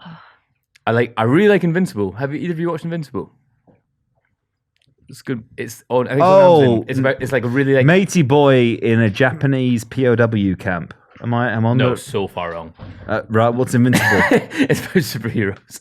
It's about it's really like graphic like thing about superheroes. I feel the way about fantasy, the way that men purport to feel about Victorian literature. Not interested enough to consume. Shall I ask each of you a new question? Yes. Hit it. From Wickar. If you could do a non-politics spin-off YouTube series, which topic would each of you choose to cover, and who would survive the longest on a desert island? Do you go first?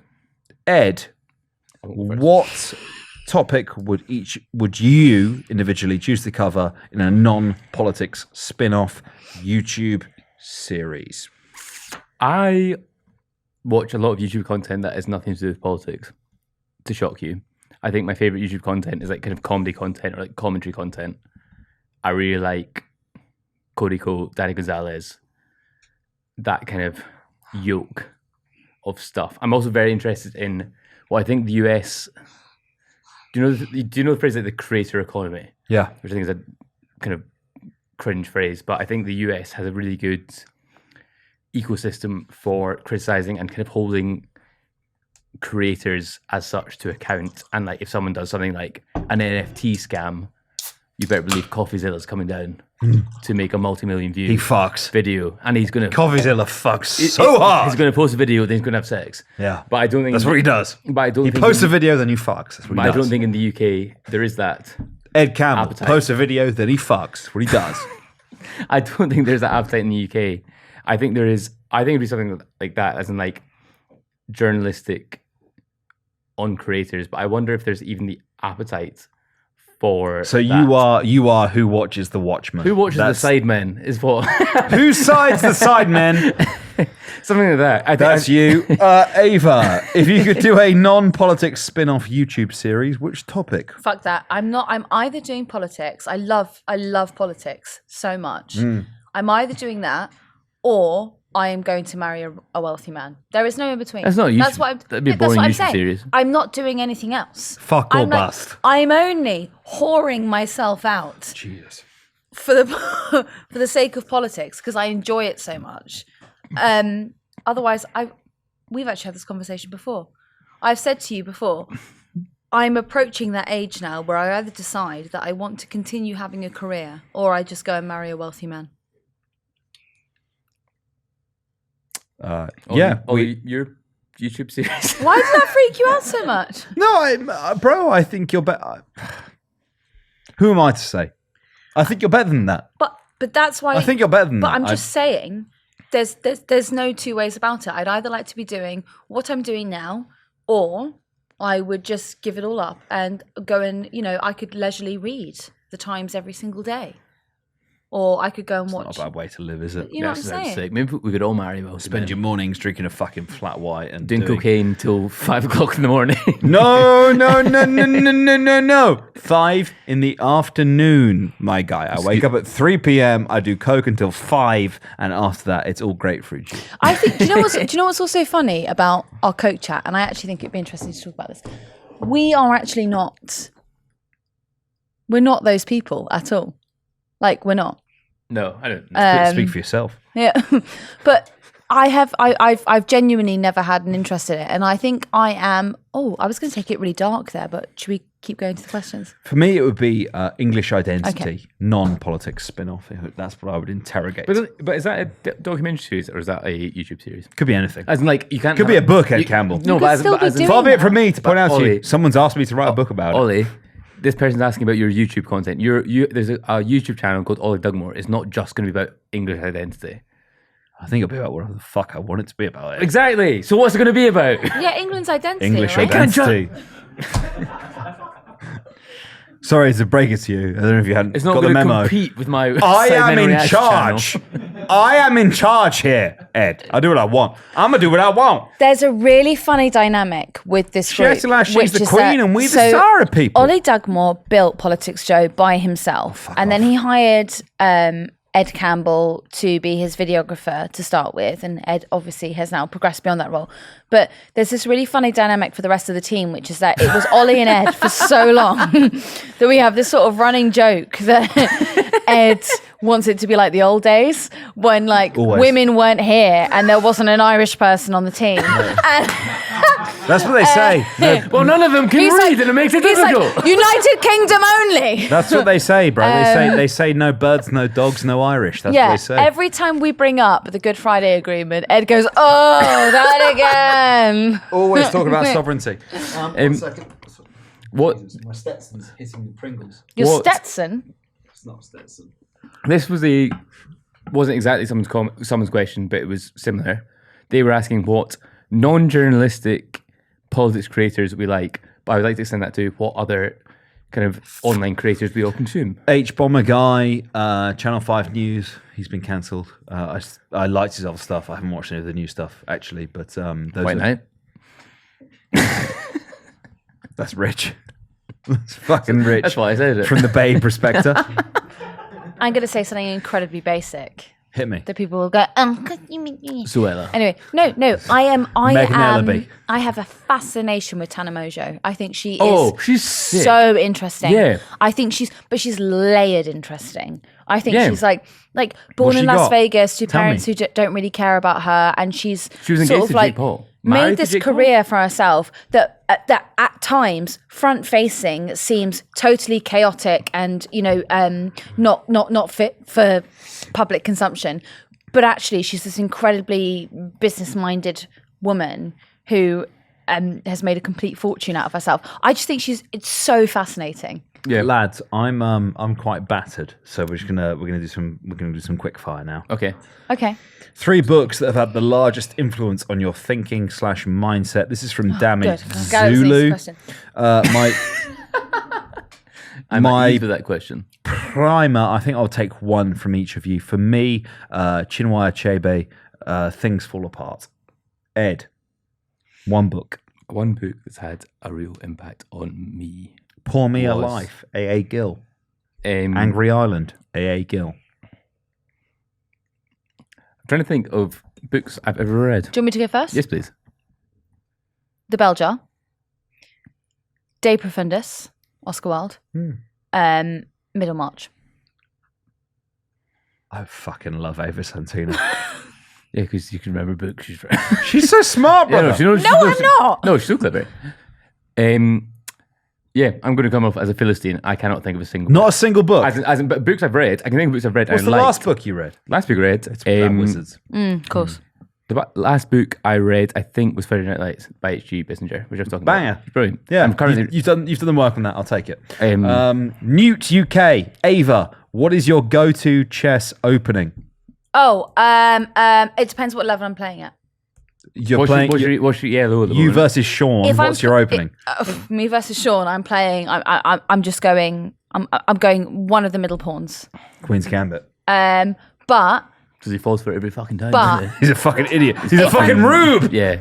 if I'm playing 800 or above, I'm going for a knight to start I with. love a night start. I love a night Yeah. opening. Yeah. Ed, what is your favorite flavor of crisps from Mega Drive Man? Salt and vinegar. Ava, What was the question? Sorry. favorite flavor of crisp?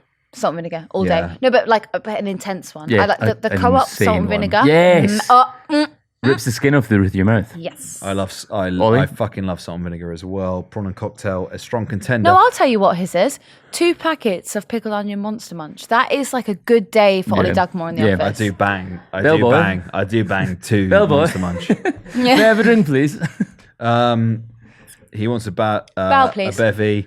Cymru Wreath 1066. Does Ollie still think the Welsh language is pointless? Yes, please. Thank you. Yes, I remember the tab article. # cancel the slug daddy. Cymru Wreath.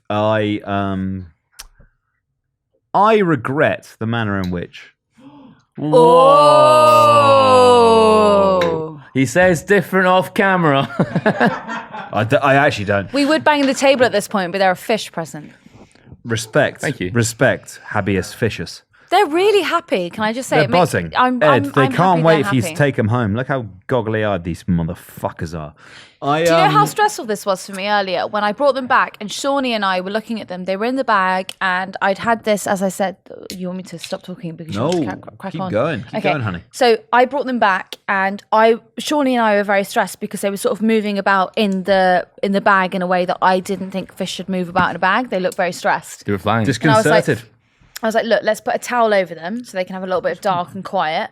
And then I'll come back in half an hour. Very nervous to put them in the Migraine tank. treatment, wet towel over the forehead. When we done. put them in the tank, they completely calmed down and they loved it. So I'm thinking perhaps the fish fucking guy simps. didn't put enough oxygen Little in the bag. In the bitch water, so that's simps. what I'm Do you think thinking. You're a bitch. Do you think they're buds? You a bitch, Oh son. no! Do you know what's sweet is that the black fish keeps like trying to be friends with the little orange fish. Are you kidding me? And the orange fish. The orange fish is fucking eating the Hey, ass of the blackfish. You weren't fucking there when I got I've them. been okay? watching them for So 2 you've got- hours. No, you've got no He buy-in on keeps this. sucking his bumhole. No, you don't even fucking know. Okay, I took do them on know. the I've been 38 watching. earlier. You don't I've been fucking watching. know. He keeps fucking eating Shall we, ass. shall we do another Guy. question? It's Shall we do disgusting. another question before the fish run to train? Yeah, another sorry. one? I've been trying to fucking absolve myself. This guy asking me, Cymru Reith asking me about the Welsh language. Oh, we need context for that. I think. Did we? well, yeah, I wrote an inflammatory article. Oh, do you know what would be a good question that no one asked? What was our biggest political scandal? Yours is probably the Welsh language. Yeah, or well, what else have you got? Do you want to do yours? on a Ian? theme. Fucking Why do I need to tell mine? I wrote a provocative article about the Welsh language. I asked, should we be spending millions of pounds keeping Welsh language alive, writing double signs, etc., when Wales is one of the most impoverished nations in Northern Europe? And it was very much a product. I was younger, I was stupid, about the austerity household budget mindset, which is we have X amount of money, so therefore we have to spend so much on X and we can spend so much on Y. And my argument was, I son of the Annalisa Dodds argument. I regret the terms in which I framed the argument, which was that there was a finite sum of money. So therefore, how does it stand that we say this about the Welsh language? I maintain the point still stands, and Sean won't be happy about this, but you can invest money in culture to write, but if X amount of your population is impoverished, should you be spending that money printing road signs when they'd be far better served providing them with in-work benefits or out-of-work benefits, or all the rest of it? It was very provocative. It was very upsetting. I actually thought it was quite funny. But you know what? They That didn't goes think it back was to funny. our earlier conversation about when you're younger, you shouldn't be given a platform. You should be Because radicalised by the now crowd. you can appreciate that the money doesn't grow on trees argument is redundant. Sorry, magic money tree argument is redundant. It wasn't about that. Okay, well, I'm going to say what I think, which is that it's not an either or between we either display the Welsh language on signage and we teach people the Welsh language, or we let children eat at school. There is money. It's for not both zero of sum. them. No, it's not zero sum. And as I've grown older, I've come to appreciate more the importance of language, whether it's Asgeliga or it's anything else. That different people should be entitled and empowered to speak the language of their birthright. I support that, but it's And that's why Ed speaks Gaelic in the office, and You mean I Gaelic? like that. Pardon? You mean Gaelic? No, I actually meant Gaelic, but Because I if speak the Irish. if you'd like to speak Gaelic, Gaelic. that's fine. Gaelic, Scottish, Ed. Gaelic, Irish. Ed Campbell and Stewart. The language family, the Irish language is way good. Thank you, Sean. Okay, Sean says also, the Irish language is not to Gwelega. upset you, but I was actually harking back to 2 days ago when Ed said that his family were foreign, they were Irish. I don't think I said exactly. Yes, you that. did. You said, have you No, I always wasn't been rinsing you then. Okay, sorry. I'm just going to head this off at the pass. Indy Reffel says Campbell and Stewart versus that's- Bulls and Osborne. unbiased. Campbell and Stewart versus Bulls and Osborne cage match. No shots to the groin, which would imply that fish hooking and eye gouging is allowed. Hair and face on the table. Who's coming out the other side? Who's dying first? I think it's a clean win for Campbell and Stewart, I surely. want to say something. I think Rory Stewart fights with his elbows. I think joking, Campbell and Stewart. I think that Bowles and Osborne are two Art of eight limbs. cosmopolitan. Gideon liberals. Osborne doesn't know what an elbow Yeah. strike looks like. Edward Bowles. I'm speaking as an Edward. Okay, anyway, this is fun. Do you know Ava? what's so boring to me is that Tell me. this is like a bit of personal gripe in like one of my friendship groups that we've been talking about for the past couple of weeks, which is in any other profession, you do not suck yourself off the way that media does. So, like, do you know when you have the tweets that are like, oh, I've been working in this job a year and here are some of my best articles or whatever. No other profession do you do that. You don't go, I have been working at P&G for the past year and these are my best campaigns. You don't do it. In our profession, for some reason, we reward people who have previously worked in the profession with like a big horse parade of all the best things that they've ever done, and they get to wang on about it in the most embarrassing way. So I actually hate this kind of chat because it's like, oh, well, yeah, Alistair Campbell, he worked in Number 10, so he's got such amazing insight. No, he didn't. He had a job. You wouldn't, if you were doing a podcast about B&Q, you wouldn't go and like hire someone who worked on the shop floor to talk about it. You wouldn't do it. So why do we do it for people who worked in media? It's boring. God bless Ava Santina. Anyway, sorry. Dan Graham asked on Spotify, we all obviously think that Labour will win the next election, but who do you think will be in power in 10 years' time? Thanks, guys. Love the show. For my money, it's a Farageist Labour Party. Ed Campbell, Ava Santina. Oh, I'm with that. No, I'm so with that. You don't agree with that. For me, it's a Cameroonian Lib Dems. I think that Labour could go full whack. I think they could do well. I'm sucking you out. It's Farage in the Tories. That's Well, I've said it now. I think that Labour. I think King Charles suspends Parliament forever. And we'd be all the better for it. And he brings the stone of destiny back to Westminster. And I get to touch it. Can you Do say you not think that instead of you don't think that Labour could do full circle back to socialist anti-EU ideas, which is Give like me a fucking anti-immigration? break. What? Really? Keir Starmer, the vehicle for that? You think so? No. Well, there we are. We agree then. Ed? Do I think that Yes. it could, well, I haven't been allowed to speak. So, do you know what, listeners? If you're listening right now, understand the plight of This is being women edited out. on a podcast. Ava Santina? When you are with, you're with a couple of Ava men. You've worked Santina. really hard to get here. And Ava Santina, the floor is yours. Fill it with your political opinion, no, I'm please. fine. Next cue. Ben Siddle asks, what are your thoughts on if Labour gets into government doing a wealth tax to some of the hundreds of companies having recorded record profits to help fix what the Tories have fucked? Ed Campbell, you have 10 seconds. Shoot. What do I think about it? Pro it. I think it's Pro good. wealth tax? I think it's a good idea. Yeah, Okay, for sure. very good. Ava Santino, What? What's the question? wealth tax, yay or nay? I think it's an obvious yay, but not in the way that it has been talked about in public discourse. So my wealth tax would be on big companies, big tech companies. Like, I hate the argument that Twitter and Facebook would not operate in the UK if they had to pay tax on what they earn here, on Amazon. I hate that argument. Sorry, and also wealth. I don't think that. Okay, wait. This is a big answer, and I feel like you want quick fire ones, and I'm getting panicky.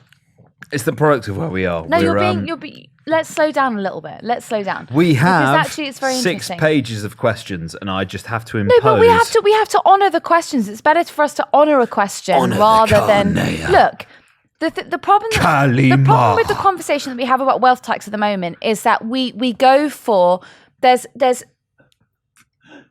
Do you remember? Kalima. What is that? Let's give Indiana Jones, Laura a okay. good job tomorrow, which is that she has to find that Make her life question difficult. on Question Time, which was the guy asking, like, I earn £80,000. Asked him, a wealth tax would incorporate those sort of people, and actually, in today's market doesn't include me, all right? So I'm not going to buy in on this, but those would be the wealthy people.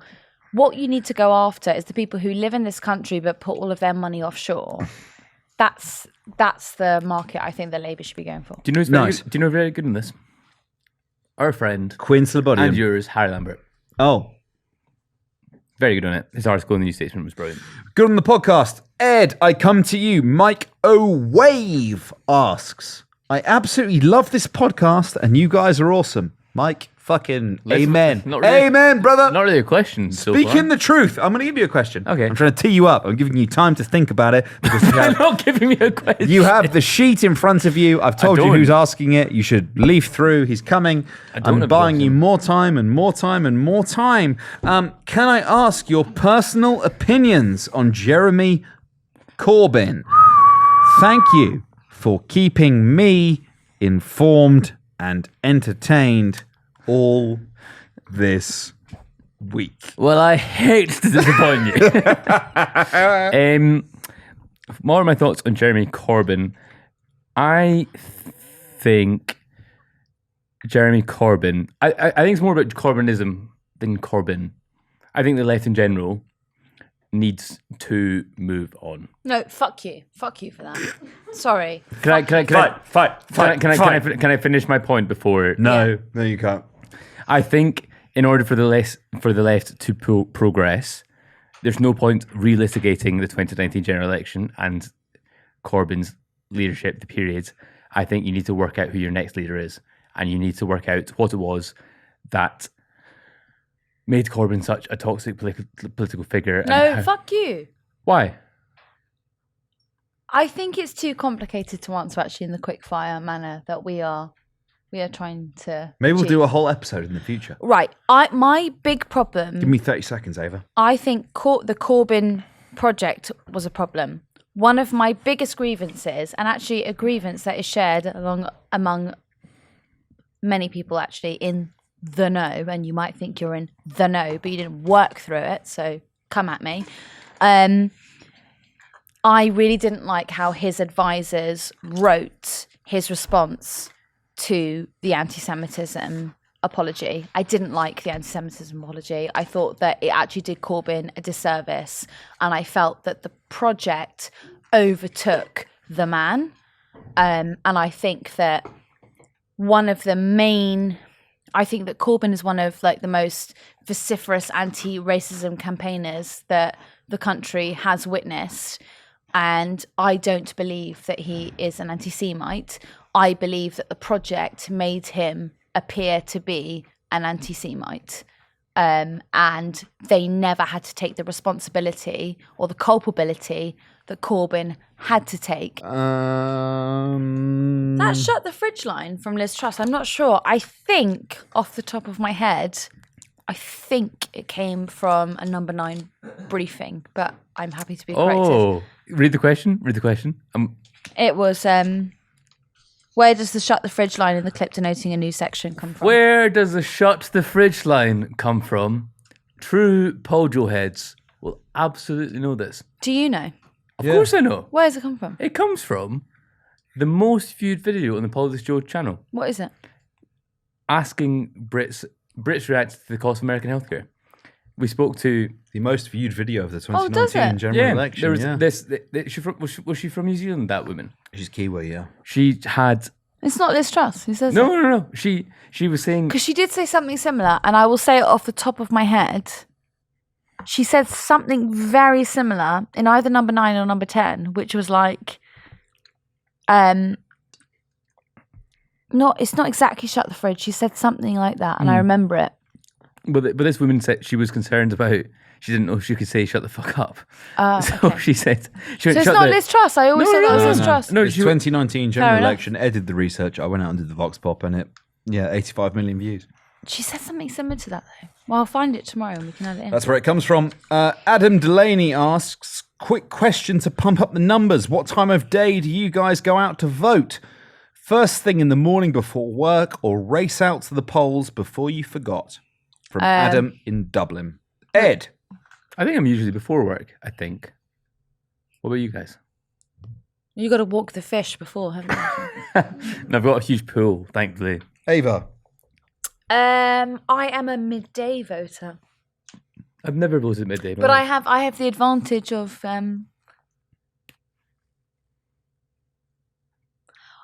voting day is the only time I will really take my hour lunch break and I will go and vote. Yeah, that's what I have done previously. I always want to vote in the morning. Oftentimes I fall down short and then I'm rushing in the evening. Ed. Well, I work until 10 o'clock now, so I wouldn't be able to go and vote after work. And also, I actually work. God, I work literally from when the polls open until the polls close. I'm so depressed. Can someone give me a fucking mortgage? Please. If anyone wants to give I'm working so hard. If anyone wants to give any of us a mortgage, my PayPal. No, he doesn't work anywhere near as much as I work. It's not remotely true. Anyway. Ed, there's a boom in the US of serious comedy left-wing journalism. Do you think the UK has the appetite for this, or will Absolutely. it always be less serious, such as Joe Lycett or Sacha Baron Cohen from G. Harry's? Is the implication that Sacha Baron Cohen and Joe Lycett are not as... I I go and pee? would interpret it as such. They're more comedic than journalistic. Is that the argument? I think so. Okay. So I think there is definitely some appetite in the UK. Trash Future is a brilliant podcast, which is probably the best equivalent of Probably, yeah. the dirtbag left in the US. Harry, can I get some more ice, please, brother? I think there's absolutely appetite for it. I think actually a lot of what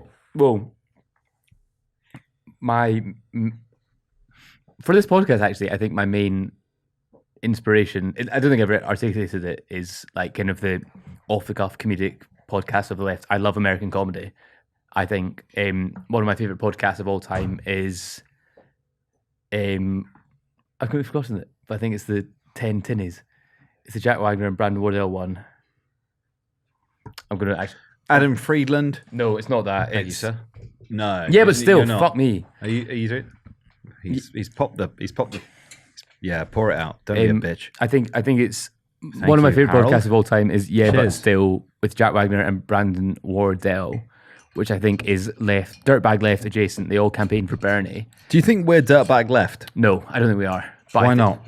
Because we are journalists. We're not activists as well. I don't think there is I don't think we are dirtbag left. I think we are also not comedians. And I think that's a large part of the dirtbag left. That's my line. I think something like Chapel Trap House has a large comedy element to it, which Can I think we're ask a funny. quick question? How strong are my nipples on this recording? Because I've just seen them in there, and What the they're, fuck? they're really outgoing. Is Ed. it as bad on camera? Ed, could you answer that No. question from Ava, please? Are they okay? Yeah, we're fine. I was just like, oh my god. From Sean C. Can I finish? I keep talking about that. Everyone's got American so comedy. Catholic. Please. I like that. Please, Edward. I think there is definitely an appetite for that. I think I don't know if there is this structure for things like that in the UK as of yet, and there's an ecosystem. I think American media in general benefits from its massive population, so there's a brilliant way, an easy way to monetize it. And I think there is an appetite for something similar in the UK. I just do not think it necessarily exists yet. On this theme, Sean C. asks, when you guys make fun of Ed for being a massive nerd, are you aware that your entire audience are the kind of people who listen to political podcasts, aka they are massive nerds? We are massive nerds. Love you. We all are. Can I? I'm going to call it Ollie. Yeah. When he was rebutting my Harry Potter stuff the other day, you invoked a Rick and Morty episode, Yeah. like a fucking virgin. Nah, like a fucking shagger, brother. Ed, when we were taking the piss out of you about Harry Potter, I was also feeding you Harry Potter. Yeah, So, I know, like, but as in, like- you can't Rick and Morty is the most virginal content, 100%, yeah. 100%. But sucks, also, yeah. you know, we are. I don't think it sucks. I think it is actually like cooler. It's good, insanely. it's good viewing, but you shouldn't fucking make it law. You shouldn't live your life by Rick and Morty. Then why do you? Christ. We've been trying to tell you that for years. Every time you come in, we come to the office every day. I'm Pickle Rick! Ollie's rolling on the floor. I'm Pickle Ollie. After you, Ava. Why are you looking at me? No, You were going to say gonna something. interject. No, I think that you are actually a more like, okay, so like regular conversations when we sit down in the office, I'll be trying to talk to Ed about some ridiculous political spat that's going on, and Ed will be like, I don't know what you're talking about. I was having sex last night. And I'll be like, oh, cool. Yeah. So we are fully au fait with nerd culture. It's just funny. There was a comment one I'm the time only actually one on that the really team got that to said me. That was like, and like comments rarely get to me. That was like, Ava seems like the cool person in school who like had to readjust to nerds when she got out of school. And I'm like, listen, yes, I was that in school. I am also that person now. But I have always, solid line, been a fucking dork the entire time. Okay, Eric Salah 75 asks, "Hi, you fat neeks. Do you guys do work experience at the Joe offices for budding journalists?" Ed Campbell. Hello. Yes, we do. It's not really a structured thing, I suppose. I did work experience 4 years ago with the general election, and I work here. Laura did work experience in January, February, and she Laura, works do you here. want to come in? Should we get Laura in? Yeah, if you want to. For work experience? Just Work with experience someone guy? else. Yeah, Laura, come on in. Laura's back. No, don't. No, I don't think to replace. Like, Yeah, we Laura can share a come in microphone. here. Yeah, Laura. No, I think Laura just shares a microphone, surely. Okay. Yeah. As in, Wait, come this way because the camera's better on this way. it's not something we do a lot, but we do it. Wait, do you want As and when, Yeah, that's... as and when there's an exceptional candidate, and you have a proven Laura, interest in Laura journalism. has just moved my tins because there are so many tins. Okay, so Laura came in to do work experience with us. She did an exceptional job. We went to ECHR, didn't we? We did, yeah. And it was so good. Yeah, it was fun. And we went to Ashfield as well. Yeah, we did. For Lee Anderson and Yeah. Should There Be Capital Punishment? Yeah, I think something to be said. There's something about that for work experience for anyone in general. As in, you can. It's not just a tick box exercise. You can do really good things with it. What were you doing before? And well, also, I got a lot of work experience just by emailing editors. Like, I emailed Ollie and he gave me work experience, but I did the same at a couple other papers in Scotland and also got work experience that way. So just email editors and reach out to a lot of people and you'll get something. And make sure to send all your emails to Laura about work experience. For me, there's no better interview process than having someone come in and spend a week working for you. So, Ed did it during the 2019 general election. Laura did it for us. Ava did it by interview process. Ava did it the conventional route, but Laura did the same. And yeah, I think if you come and do work experience for any organisation, I think it's the best route to Did getting you like a doing job. work experience? Yeah, I love doing work experience, especially here. It was very fun. I asked to She do, has to say that. doesn't I she? asked to do a second week. I was to do 1 week. Then at the weekend, I was like, can I come back on Monday? And someone was like, yeah. So I came back. Can I be honest? When I finished my work experience, I was honestly so upset because I was like, I will never get to work somewhere this fun again. And then I ended up my God! That's really sweet. Oh. Say things like that. It looks like we paid you to say that. That's really nice. Honestly, it's a very good place to work. Nice one. Okay. Thank you, Laura. Laura!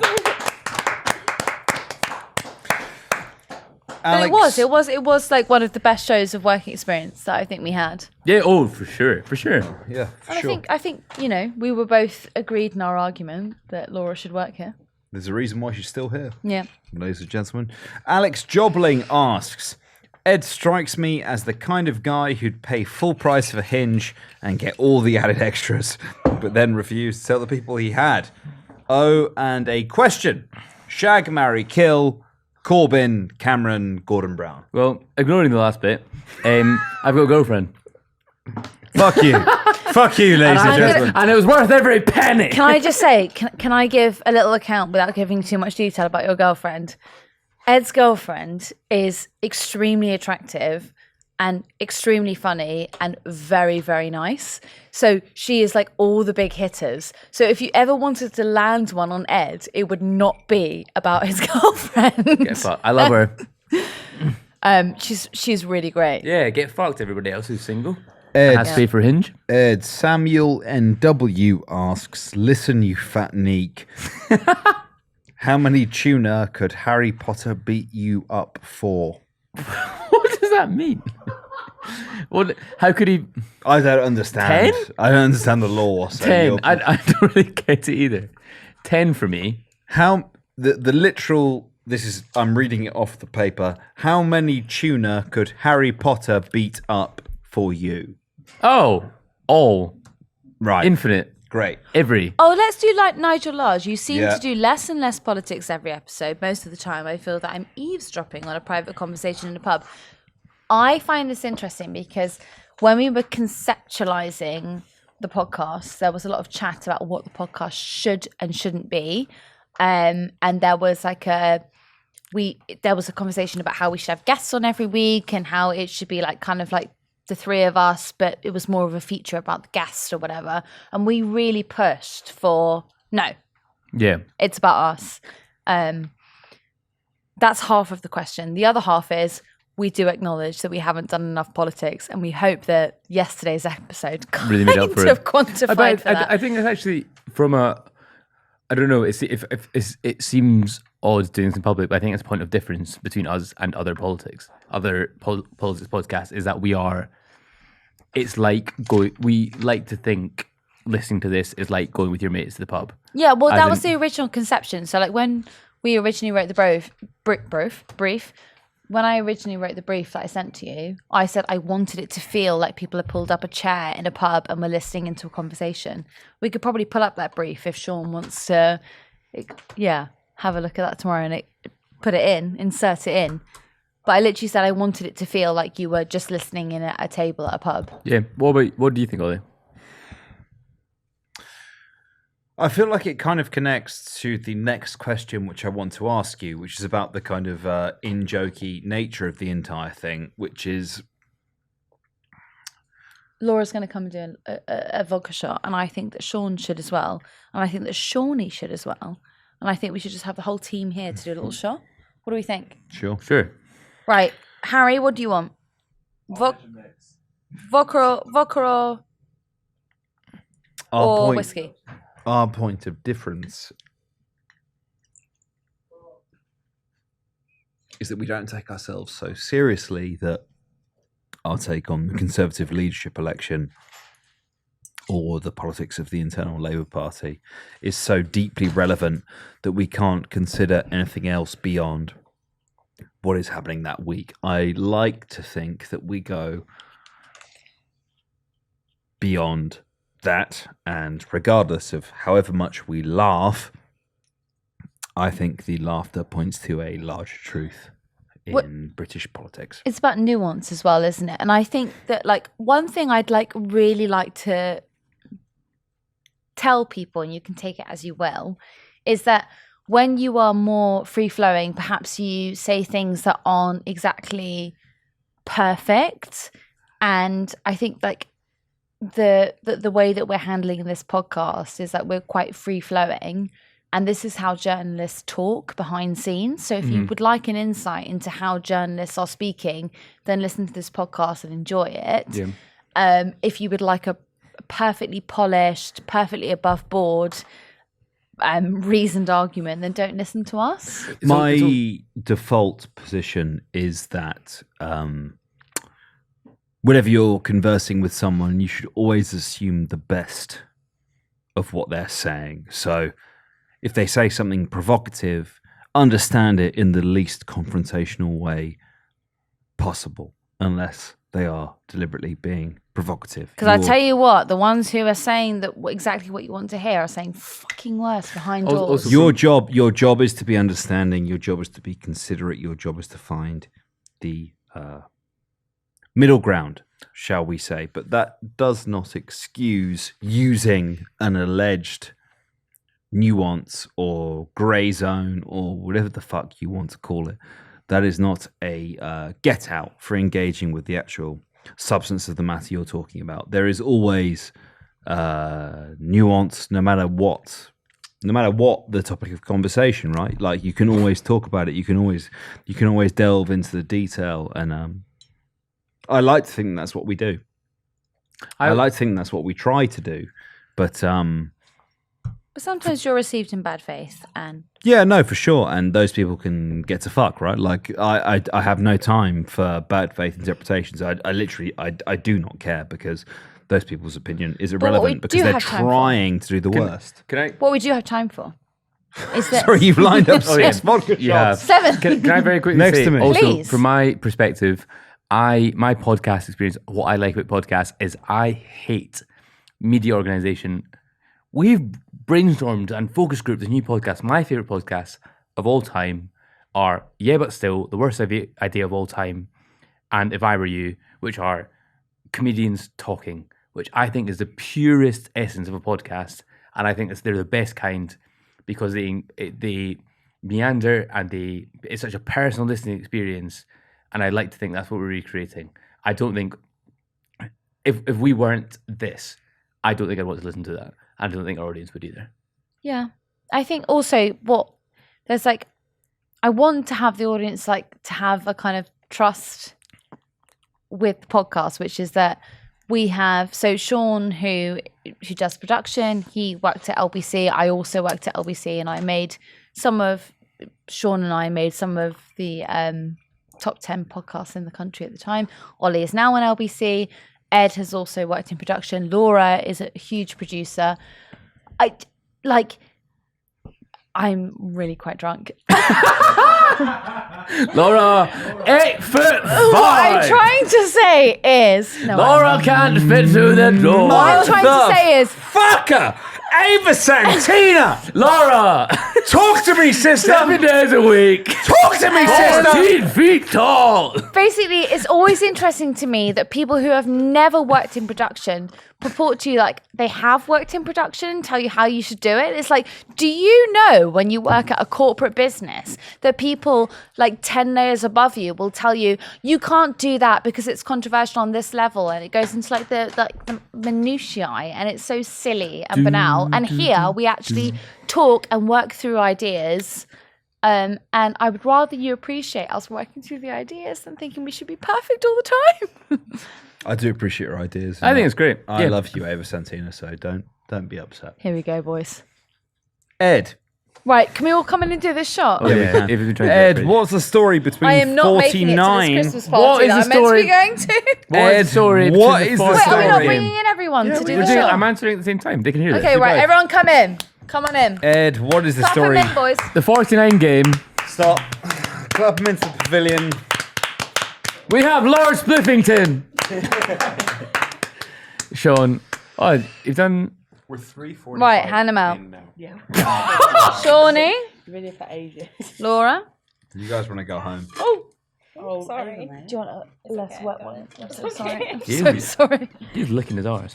Right, ready? Harry? Right. I dripped it all over Laura. Oh. Sean? Oh, sorry, Harry. This is for you, Ed. This is for you? Or you I've have got that? I've got something. Is anyone able to take a screenshot of this, or will we just have to deal with it later? We'll have to deal with it. The only later, issue okay. is Harry's Well, I heart. think we're all... It's Lord Spliffington. Wait, what? How has everyone got one?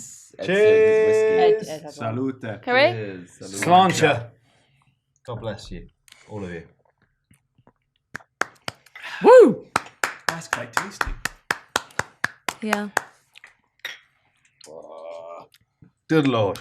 49 game. It's a game. Ed! It's a game we like to play in the office. What is the story behind 49? The universe needs to know. So cast your mind back to 2021. It was the London mayoral election. All Ages interviewed Brian Rose of London Real, and we could not believe that he was 49 years old. He's now the mayor of London. Speaking of the mayor in London, he was also 49 years old at the time of the election, and so was Sean Bailey, the Conservative candidate. Explain the 49 game. That's what we're doing. That's literally what this is. That's literally what this is. Guys, I'm really quite drunk. So that got us thinking, who else is 49? And the game of the 49 game is you go around, someone's like a question master who's looking it up on Wikipedia, and you're trying to guess celebrities who are 49. And it is very fun. And when you get a 49er, God, it feels good. I encourage you to play it with all your friends. Maybe a good Christmas game. I hate that you were explaining that and I asked you to explain. Generic introduction. If you had the power to do so, how would you change politics today? Followed up by Stella, who says, I prefer this when there's proper discussion and explanation. rather than veering off topic in a laddish way. Not laddishness. Ed Campbell. Ed Campbell. Fair enough, because my massive Explain. penis is getting in the way of everything, and I get that on a level. For the audio listeners, this is our penises on the table. No, not yours. This is my penis. Ours. My penis. Ava, can you whap it out, please? If I could, I would, but it would upset the fish. The fish, So no, they I are. They're wouldn't. getting distressed, man. No, they're not. They're Ed, not. person can you glove. invoke Can the I principle just of say habeas very fishes? clearly, the fish are not getting upset. I am very concerned about the fish health. And Shawnee was here with me when the fish were delivered, and I was extremely concerned about them, probably too much. And they are absolutely fine, and they can are look at very them happy. You gonna take him home, bro? Probably not, bro. Look at him. Why are you calling me bro? Make eye contact. Bro. Bro. You're going to take the fish home, bro? Bro. Do you know what I think? We call them prawns because they look like prawns, huh? Do you know what I think we're drunk enough to do? I think we're drunk enough to do is let's talk about how we all got into journalism. Let's do it. Ed, how did you get into journalism? How did I get into... It was a question that was asked so many times. What the fuck's this? Journalism or working at Joe? Is that... No. I want to hear his answer to this. Well, is the question how I got into journalism? So, I'll do how I got into politics show because people like that. I was doing a master's at City University in broadcast journalism, and I really liked Joe content, and I had to do 15 days of work experience. And I asked my lecturer, could I do that at Joe, for instance? And they were like, oh yeah, probably. And so I knew of Ollie. We didn't know each other, but we had a mutual friend. And then Who was the mutual friend? friend of the podcast, Josh Kaplan. And I wanted to do work experience with Joe. I texted Josh and said, how would I be able to get work experience? He gave me Ollie's number. And I was sitting drafting the most polite message of all time, being like, da-da-da-da-da. I don't think Ollie replied for about 2 months, I'll be honest. I'm quite busy, brother. But then Ollie said, do you want to come in and do work experience over the general election? I sacked off work experience I already had to come and do it. Legend. And then we made the most viewed video of the general election. We certainly did. How many views was that, Ed Campbell? You said 85 earlier, so I'm going to gamble with that. It's about 85. I think it could be more. I would say it was 90 million, actually. 95 Russell billion. Crowe. Do you know why I Russell would say Crowe that? gave Do you know that why I shit. would say that? Was because before I worked here, before I'd even showed interest in working here, I had actually mentioned it on the show in the brief that I was working on. And I'd said that there was an NHS... and then An NHS video had reached 90 million views, so... smashed that. Eventually applied for a job, and Ollie just simply had to give it to me. I had no choice. Had no choice. Hands were tied. Yeah, that's how I got here. And you're all fucking welcome, Ed Heads. That's a big miss. That. That's not what And it that's a bad miss. What was a miss? You threw it at his head. And you No, I missed threw it his at the head. camera. And the camera will show. I threw it at the Jeez, camera. Let's go. Did I not? Are we going to call time on this? We've No! been rolling for about How 4 did you hours. get into journalism, Ollie? How did I get into journalism? This is full great. stop? Ollie. Okay, wait. Ed. Oh, fuck that. It's so Ed, shit. ready? No, I want a squashy. What are you Catch in doing? your mouth. Ready? Open your mouth, you little slag. Yeah! Motherfucker! Motherfucker Jones! You don't want this storm! He will fuck you up!